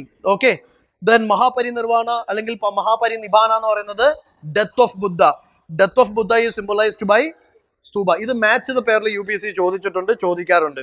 So just get an idea. അദ്ദേഹത്തിന്റെ ലൈഫിലെ ഓരോ ഈവന്റിനെ ഏതാണ് സിംബലൈസ് ചെയ്യുന്നത് എന്ന് അറിഞ്ഞിരിക്കുക. ഓക്കെ, ആ ഈവന്റ് ഏതെല്ലാം ആണെന്ന് അറിഞ്ഞിരിക്കുക. നിർവാണ എന്ന് പറഞ്ഞാല് which is enlightenment. Okay, Nirvana is extinction of the flame of desire according to Buddhism. Nirvana പലയിടത്തും ഹിന്ദുയിസത്തിലും അല്ലെങ്കിൽ ബ്രാഹ്മണിസത്തിലും ബുദ്ധിസത്തിലും ജൈനിസത്തിലും ആജീവികസത്തിലൊക്കെ പല എന്താ പറയുക വ്യാഖ്യാനങ്ങളാണ് ഉള്ളത്. ബുദ്ധിസത്തിൽ എങ്ങനെയാന്ന് വെച്ച് കഴിഞ്ഞാൽ which is extinction of the flame of desire. എന്താണ് അതിനെ വിശേഷിപ്പിക്കുന്നത്? extinction of the flame of desire. Okay, Dharmachakra പ്രവർത്തനം എന്ന് പറയുന്നത് അദ്ദേഹത്തിന്റെ ആദ്യത്തെ സ്പീച്ച്. ദെൻ മഹാപരിനിബാന എന്ന് പറഞ്ഞാൽ അദ്ദേഹത്തിന്റെ മരണം. അപ്പൊ ഇത് റിയാലിറ്റിയാണ്. ഇത് ഞാൻ എപ്പോഴും പറയാറുള്ളതാണ്, ശരിയല്ലേ? ഇറ്റ്സ് ലൈഫിലെ 4 നോബൽ ട്രൂത്ത്.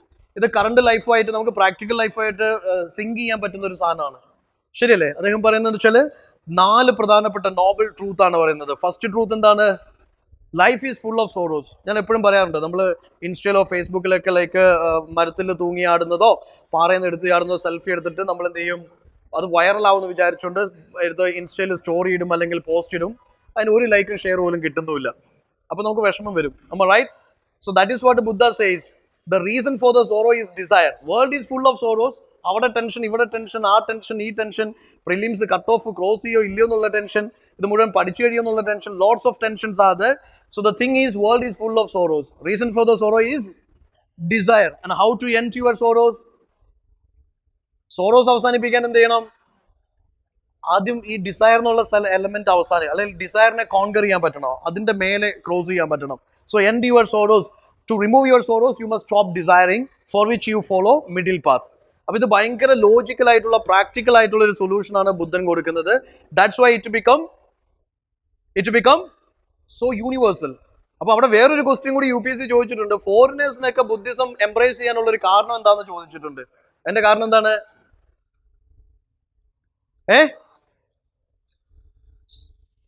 അല്ല, ഇപ്പൊ for example when I say Indo Greeks are there, Kushanas are there, the Southeast Asian rulers are the Chinese there, many embraced Buddhism. Buddhism India വിട്ട് ബാക്കിയുള്ള രാജ്യങ്ങളിലേക്കും സഞ്ചരിച്ചു. ജൈനിസം ഇവിടെ തന്നെ ഒതുങ്ങിപ്പോയി. അപ്പൊ ബുദ്ധിസത്തിന്റെ ഏറ്റവും വലിയൊരു പ്ലസ് പോയിന്റ് എന്ന് പറഞ്ഞാൽ ഇതിന്റെ ലിബറൽ തോട്ടാണ്. Anyone can follow Buddhism, you just follow middle path. അതിന് ഭയങ്കര കടുകട്ടിയായിട്ടുള്ള സാധനങ്ങളൊന്നും ഇല്ല. Okay, so this is the four noble truth of Buddhism. This is the code of conduct. Okay, അദ്ദേഹം സ്ഥാപിച്ച ഒരു സംഭവമാണ് എന്തെന്ന് പറയുന്നത് സംഘ എന്ന് പറയുന്ന ഒരു സംഭവം. സംഘ ഈസ് വാട്ട് ഈസ് സംഘ? ബുദ്ധ ധമ്മ സംഘ. ഐ സെഡ് ബുദ്ധ ധമ്മ സംഘ. വാട്ട് ഈസ് ദിസ് സംഘ? സംഘ ഈസ് മൊണാസ്റ്ററി.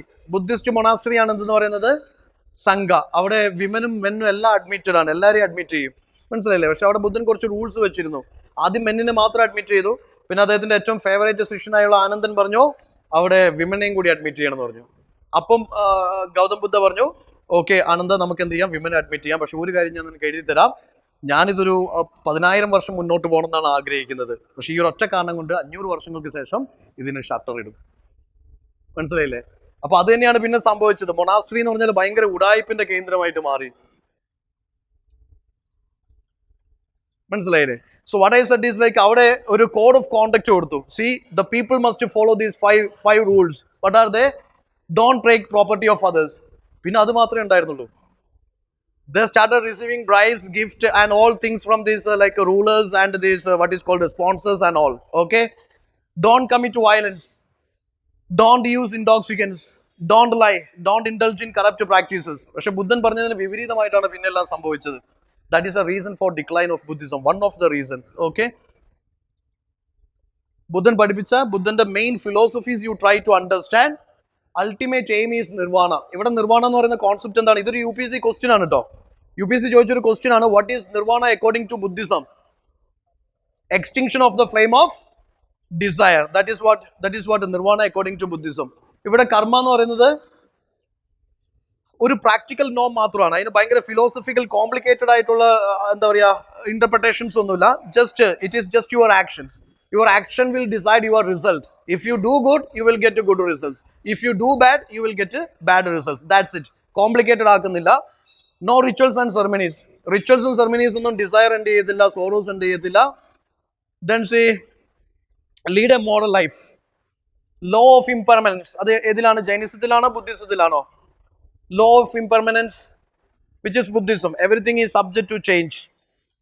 പിന്നെ ഈ കോൺസെപ്റ്റ്സ് ഒക്കെ ഒന്ന് ഓർത്തിരിക്കുക. There is no faith in God or soul, no immortal soul, no transmigration of soul. Everything is transiented. Everything is transient എന്ന് പറഞ്ഞാൽ everything is subject to change. Ignorance cause god, faith, desire, action, cycle, lead a moral life. അപ്പോൾ ഇത് ഭയങ്കര simple ആയിട്ടുള്ള ഒരു religion ആണ്. ഭയങ്കര complicated ആയിട്ടൊന്നും ഇതിൽ പറയുന്നില്ല. Lead a moral life. Okay, അപ്പോൾ ഈ സാധനങ്ങളൊക്കെ UPSC ചോദിച്ച ഏരിയാസ് ആണ്. Please try to understand what are the central teachings of Buddha. ഇത് വേണമെങ്കിൽ നിങ്ങളൊന്ന് മെൻഷൻ ചെയ്തോളൂ. Different philosophies belonging to Buddhism. കാരണം ഇത് UPSC ചോദിക്കുന്നത് ഈ ഫിലോസഫി ബുദ്ധിസത്തിന്റെ ആണോ, ജൈനിസത്തിന്റെ ആണോ, അജീവിക സെറ്റിന്റെ ആണോ എന്ന് ചോദിക്കും. So try to understand Yogachara philosophy and these Madhyamika philosophy, Sautrantika. ഇതൊക്കെ നിങ്ങൾ ഓർമ്മിക്കുന്നുണ്ടാവും, UPSC ചോദിച്ചതാണ്. Sautrantika philosophy, Sammitiya philosophy, all belonging to Buddhism. ബുദ്ധിസത്തിന്റെ അതിന്റെ എന്താണെന്നുള്ളത് നിങ്ങൾ പഠിക്കേണ്ട കാര്യമില്ല, അത്ര കോംപ്ലിക്കേറ്റഡ് ആയിട്ട് പോകണ്ട. These are different schools of philosophy, branches of philosophy belonging to ഏതിലേക്ക് ബിലോങ് ചെയ്യുന്നു? It is belonging to Buddhism. Okay, അത് ജസ്റ്റ് ഒന്ന് ഓർത്തിരുന്നാൽ മതി. Yogachara philosophy is there, Madhyamika philosophy is there, Sautrantika philosophy is there, Sammitiya philosophy. These are ബുദ്ധിസത്തിന്റെ philosophies ആണ്. ഇത് മറ്റൊരു ക്വസ്റ്റ്യൻ ആണ്. ഇത് നിങ്ങളൊന്ന് പ്രത്യേകം ശ്രദ്ധിച്ചേക്കുക. The main patrons of Buddhism, അല്ലെങ്കിൽ ബുദ്ധന്റെ കണ്ടംപററി റൂളേഴ്സ് ആരായിരുന്നു എന്നും കൂടി ഒന്ന് ശ്രദ്ധിച്ചേക്കുക. Ajatashatru, Prasenajit, Udayan, Shurasena. These are some popular contemporaries of Buddha. Contemporary type of questions UPSC ചോദിക്കാറുള്ളൊരു question ആണ്. Please try to understand the contemporary rulers of ബുദ്ധന്റെ കാലഘട്ടത്തിലെ പ്രധാനപ്പെട്ട അദ്ദേഹത്തിന്റെ സമയത്തുള്ള പ്രധാനപ്പെട്ട rulers, അതേ കാലഘട്ടത്തിലെ rulers. ഓക്കെ, അജാതശത്രു ആരാണ്? അജാതശത്രു ഏത് ഡിനാസ്റ്റിന്റെ രാജാവാണ്? യു സ്റ്റഡി അബൌട്ട് 16 മഹാജനപദാസ്, ശരിയല്ലേ? 16 മഹാജനപദാസ് ഉണ്ട്. ഗോത്രങ്ങളൊക്കെ കൂടി ചേർന്ന് കിങ്ഡംസ് ആയിട്ട് മാറുന്നു. കിങ്ഡംസ് ഒക്കെ കൂടി ചേർന്ന് അതൊരു മഹാജനപദയായിട്ട് മാറുന്നു, ഗ്രേറ്റർ കിങ്ഡം ആയി മാറുന്നു. അങ്ങനെ 6ാം നൂറ്റാണ്ട് BC-യിൽ നമുക്ക് ഇവിടെ 16 കിങ്ഡംസ് ഉണ്ടായിരുന്നു, ശരിയല്ലേ? 16 കിങ്ഡംസ് ആണ്. ആ 16 കിങ്ഡംസിലെ ഏറ്റവും പ്രാധാന്യമുള്ള വളരെ പ്രധാനപ്പെട്ട ഒരു കിങ്ഡം ആയിരുന്നു എന്ന് പറയുന്നത് മാഗധ അല്ലെങ്കിൽ മഗധ എന്ന് പറയുന്നത്. ആ മഗധന്റെ ഏറ്റവും ആദ്യത്തെ ഇമ്പോർട്ടന്റ് റൂളർ ആരായിരുന്നു? ഫസ്റ്റ് ഇമ്പോർട്ടന്റ് റൂളർ ആരായിരുന്നു? ബിംബിസാര. ബിംബിസാരന്റെ ഒരു രീതി എന്തായിരുന്നു? Territorial annexation, territorial expansion. അത് യുദ്ധത്തിലൂടെയും ചെയ്യും, പിന്നെ എങ്ങനെ ചെയ്യും? സംബന്ധത്തിലൂടെയും ചെയ്യും. അതായത് ചുറ്റും ഓടി നടന്ന് കല്യാണം കഴിക്കുന്ന ഒരു മനുഷ്യനും കൂടിയായിരുന്നു. Okay, in various Anguttara Nikaya, Buddhist Jain ടെസ്റ്റിൽ പറയുന്നത് അദ്ദേഹത്തിന് 500 ഭാര്യമാരുണ്ട്. ഈ മെയിൻറ്റൈൻഡ് 500 വൈഫ്സ്. അപ്പൊ കല്യാണം കഴിക്കുന്നത് ചുമ്മാ തമാശക്കല്ല. കല്യാണം കഴിക്കുമ്പോൾ എന്ത് കിട്ടും? ലൈക്ക് ശത്രു അമ്മായപ്പനായിട്ട് മാറും. പിന്നെ ശത്രുവിന്റെ രാജ്യത്തിന്റെ പകുതി ഇങ്ങോട്ടേക്ക് മുറിച്ചു തരും, ഡൗറി ആയിട്ട് തരും. അങ്ങനെ അദ്ദേഹം മഗധേനെ വികസിപ്പിച്ചെടുത്തു. അപ്പൊ അദ്ദേഹത്തിന്റെ മകൻ ജനിച്ചപ്പോ ആകെ കൺഫ്യൂഷനായി. How many mummies and mamas I have? Okay, എവിടെ നോക്കിയാലും മമ്മീസ് ആണ്, എവിടെ നോക്കിയാലും മാമന്മാരാണ്. അപ്പൊ അജാതശത്രുവിന്റെ പോളിസി തന്നെ ചേഞ്ച് ചെയ്തു. ബിംബിസാരനെ പോലെ കല്യാണരാമൻ അല്ലായിരുന്നു. അജാതശത്രു തിരിഞ്ഞു നിന്ന് അടിയായിരുന്നു. ചുറ്റോട് ഹി വാസ് വെരി അഗ്രസീവ്. അടിച്ച് തകർത്ത് തരിപ്പണാക്കുന്ന ഒരു രീതിയായിരുന്നു Ajatashatru. And do you think he was the first sponsor of the first Buddhist council?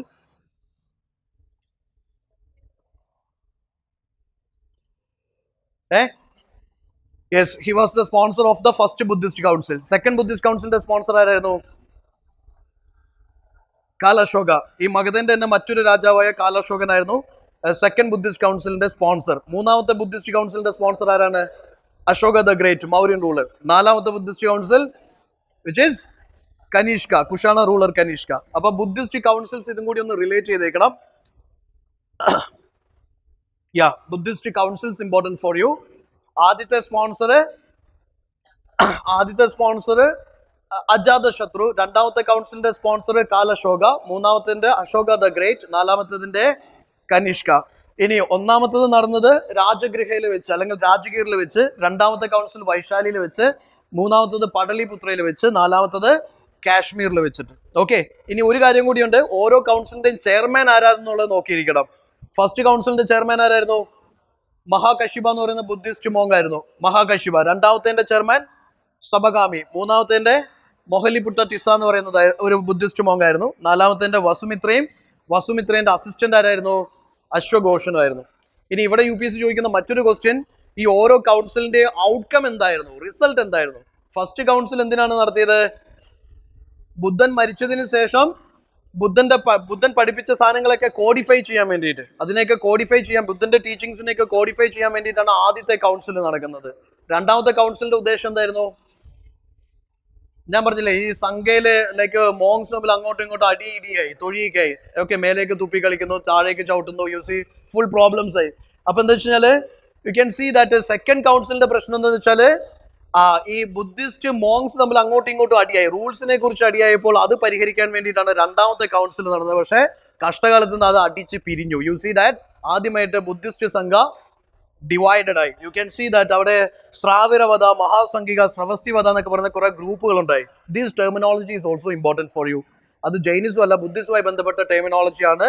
These are the different divisions of Buddhist sangha. Buddhist സംഘന്റെ ഡിവിഷൻസ് ആണ് ശ്രാവിരവധ, മഹാസംഘിക, സ്രവസ്തിവധ. അതൊരിക്കലും UPSC ചോദിച്ച മറ്റൊരു ക്വസ്റ്റ്യനും കൂടിയായിരുന്നു. ഓക്കെ, അപ്പൊ ഇവർ തമ്മിലുള്ള അടി പരിഹരിക്കാൻ വേണ്ടി നടത്തി, പക്ഷെ അവസാനം അത് അടിച്ചു പിരിഞ്ഞ് പല ഗ്രൂപ്പുകളായിട്ട് മാറി. ഓക്കെ, ഗ്രൂപ്പ് ABCD എന്ന് പറയുന്ന പോലെ. 3ാമത്തെ കൗൺസിലിന്റെ ഉദ്ദേശം എന്തായിരുന്നു? 3ാമത്തെ കൗൺസിൽ വെച്ചിട്ടാണ് ബുദ്ധൻ പഠിപ്പിച്ച സാധനങ്ങളൊക്കെ 3 ബാസ്കറ്റ് ആയിട്ട് ഡിവൈഡ് ചെയ്യുന്നത്. യു നോ വാട്ട് ആർ ദേ?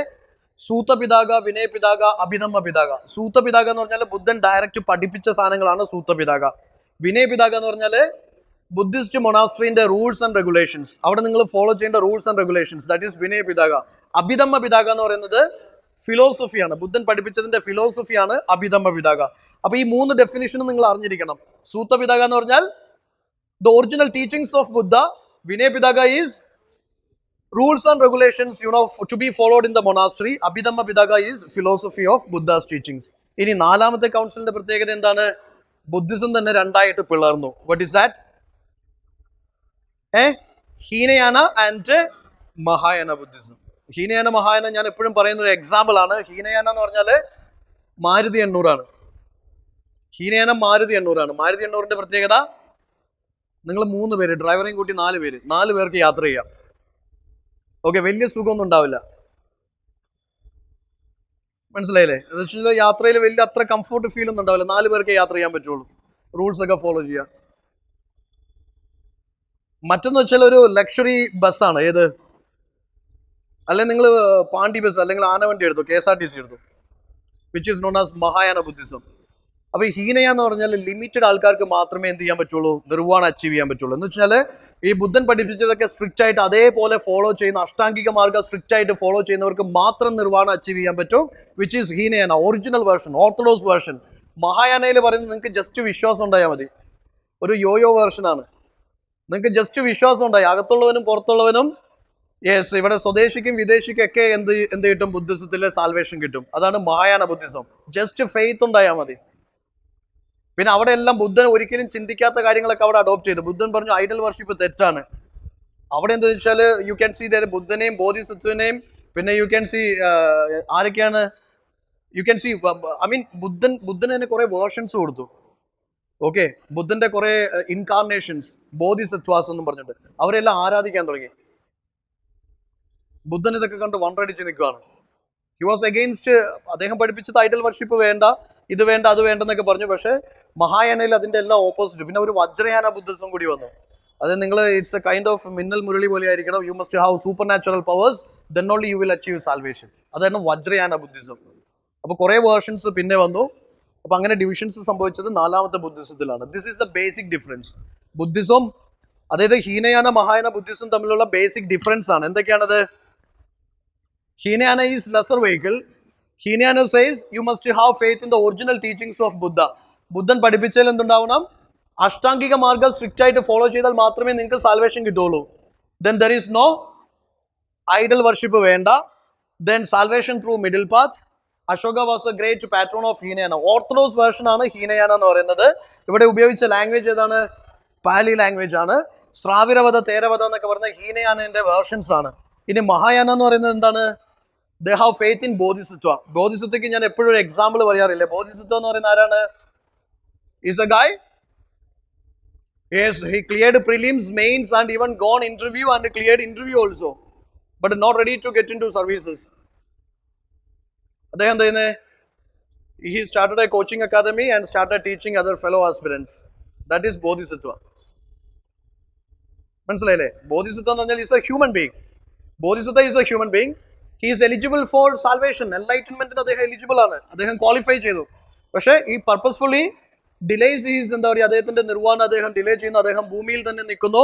ബാക്കിയുള്ളവരെയൊക്കെ എൻലൈറ്റൻമെന്റിലേക്ക് എത്തിക്കാൻ വേണ്ടി, സഹായിക്കാൻ വേണ്ടി ഭൂമിയിൽ തന്നെ നിൽക്കുന്നു. അങ്ങനെയുള്ള വ്യക്തിത്വമാണ് ബോധിസത്വ എന്ന് പറയുന്നത്. Dalai Lama is regarded as A Bodhisattva. Okay, അപ്പൊ ഇവിടെ എന്തിൽ വിശ്വാസമുണ്ട്? ബോധിസത്വയിൽ വിശ്വാസമുണ്ട്. അത് UPSC ചോദിച്ച ഒരു ക്വസ്റ്റ്യനും കൂടിയാണ്. What is the main ideal of this Mahayana Buddhism എന്ന് പറഞ്ഞ് ഒരിക്കൽ ചോദിച്ചിട്ടുണ്ട്. You remember the main ideal of this Mahayana Buddhism is Bodhisattva, belief in Bodhisattva. So ബുദ്ധന് ഒരുപാട് ഇൻകാർണേഷൻസ് ഉണ്ട്, ബുദ്ധന് കുറെ വേർഷൻസ് ഉണ്ടെന്ന് അതിൽ വിശ്വസിക്കുന്നു. ബോധിസത്വയിൽ വിശ്വസിക്കുന്നു. ഐഡൽ വർഷിപ്പ് ഉണ്ട്. Buddha, Bodhisattva, Dakini, so many things. What is that? ബുദ്ധനും ബുദ്ധന്റെ ഭാര്യമാരും മക്കളും, അങ്ങനെ കുറെ സംഭവത്തിൽ അവർ വിശ്വസിക്കുന്നുണ്ട്. യൂണിവേഴ്സൽ ലിബറേഷൻ, അവിടെ പറയുന്നത് അഷ്ടാംഗിക മാർഗ്ഗം ഒന്നും കഷ്ടപ്പെട്ട് ഫോളോ ചെയ്യണ്ട, നിങ്ങൾ എന്ത് ചെയ്യുക? ജസ്റ്റ് വിശ്വാസം ഉണ്ടായാൽ മതി, നിങ്ങൾക്ക് സാൽവേഷൻ കിട്ടും. അതാണ് മഹായാന. അതുകൊണ്ടാണ് ഈ കുഷാണനും അല്ലെങ്കിൽ ചൈനീസ് റൂളേഴ്സും സൗത്ത് ഈസ്റ്റേൺ റൂളേഴ്സൊക്കെ ബ്രാഹ്മണിസത്തിലേക്ക് അട്രാക്ട് ചെയ്തത്. Because that was the easiest way to mingle with Indian society or connect with Indian society. അവിടെ വേറെ എന്താ പറയുക, സോ കോൾഡ് ക്വാളിഫിക്കേഷൻസ് ഒന്നും വേണ്ട. Just have faith, that's enough. It has many foreign patrons. Chinese, it is spread to China, Southeast Asian countries, etc. And ഇവിടെ follow ചെയ്യുന്ന സാൻസ്ക്രിറ്റ് ആണ്. ബുദ്ധൻ സാൻസ്ക്രിറ്റിലല്ല പഠിപ്പിച്ചത്. ബുദ്ധൻ ഏതിലാണ് പഠിപ്പിച്ചത്? പാലിയിലാണ്. മഹാവീരൻ പഠിപ്പിച്ചത് പ്രാകൃത് ഭാഷയിലാണ്. നൗസ് ഇതിന് ഒരുപാട് വേർഷൻസ് ഉണ്ട്. ഓക്കെ, ഇന്ത്യക്ക് പുറത്ത് സഞ്ചരിച്ചിരിക്കുന്നത്, ശ്രീലങ്കയെ മാറ്റി നിർത്തി കഴിഞ്ഞാൽ ഇന്ത്യക്ക് പുറത്ത് സഞ്ചരിച്ചിരിക്കുന്ന Mahayana വേർഷനാണ്. ഇന്ത്യയിലുള്ളത് Hinayana വേർഷനാണ്. ശ്രീലങ്കയിലുള്ളതും Hinayana വേർഷനാണ്. The terms are important for you. അത് ഞാൻ ഇവിടെ പറയേണ്ട കാര്യമില്ല. Some terms are the terminology is important for you. Terminology എന്ന് പറയുന്നത് I would say അർഹത്, ബോധിസത്വ, ശ്രമണ, ഉപാസക, മഹാപരിനിർവാൺ, ഇങ്ങനെ ബുദ്ധിസത്തിലും ജൈനിസത്തിലും ഒക്കെ കുറെ ടേംസ് ഉണ്ട്. മനസ്സിലായില്ലേ? അത് UPSC ഒരുപാട് തവണ റിപ്പീറ്റഡ് ആയിട്ട് ചോദിക്കാറുമുണ്ട്. You remember recently they asked a term which is paramida. You remember paramida? Paramidas? ഓർക്കുന്നില്ലേ? അപ്പോൾ you see that this is terminology നിങ്ങൾ മസ്റ്റായിട്ടും പഠിക്കണം. ഇഫ് പോസിബിൾ നിങ്ങൾക്ക് ടെർമിനോളജിൻ്റെ സെപ്പറേറ്റ് മെറ്റീരിയൽ കളക്ട് ചെയ്യാം. അതർവൈസ് യൂട്യൂബിൽ ഞാൻ തന്നെ നമ്മുടെ ചാനലിൽ ഒരുപാട് വീഡിയോസ് ചെയ്തിട്ടുണ്ട്. You can watch it when you are free, just watch. അതിൽ ഞാൻ ക്വസ്റ്റ്യൻസും സോൾവ് ചെയ്യുന്നുണ്ട്.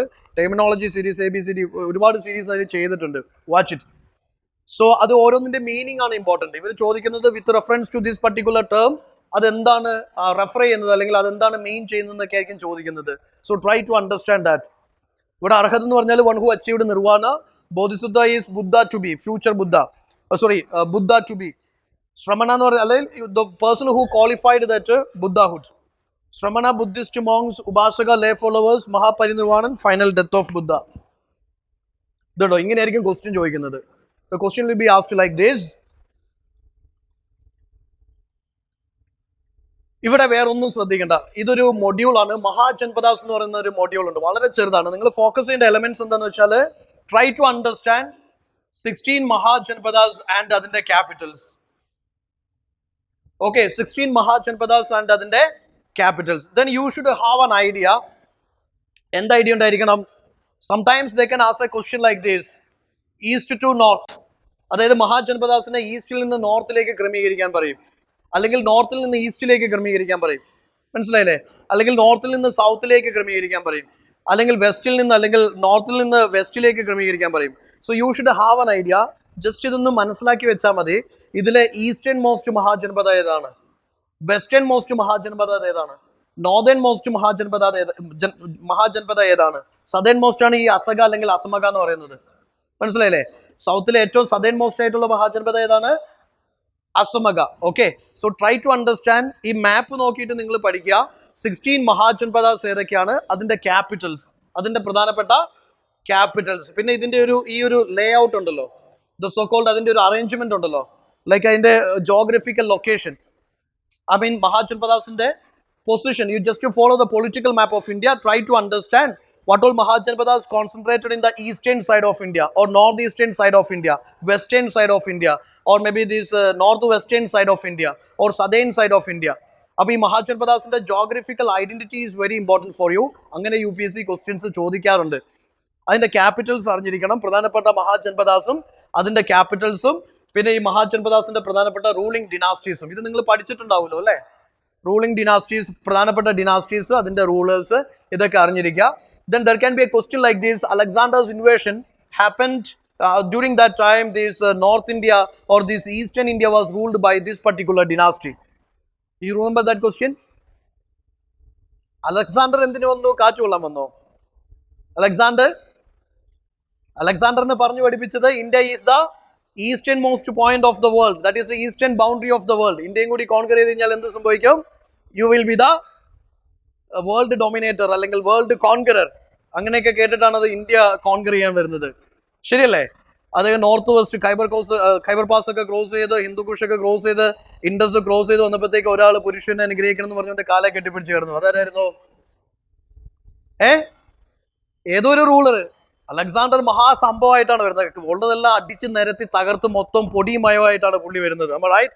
അപ്പൊ പുള്ളിനെ കണ്ടപാടെ ഒരാൾ പുരുഷൻ അനുഗ്രഹിക്കണം എന്ന് പറഞ്ഞിട്ട് കാലെ കെട്ടിപ്പിടിച്ച് കിടന്നു.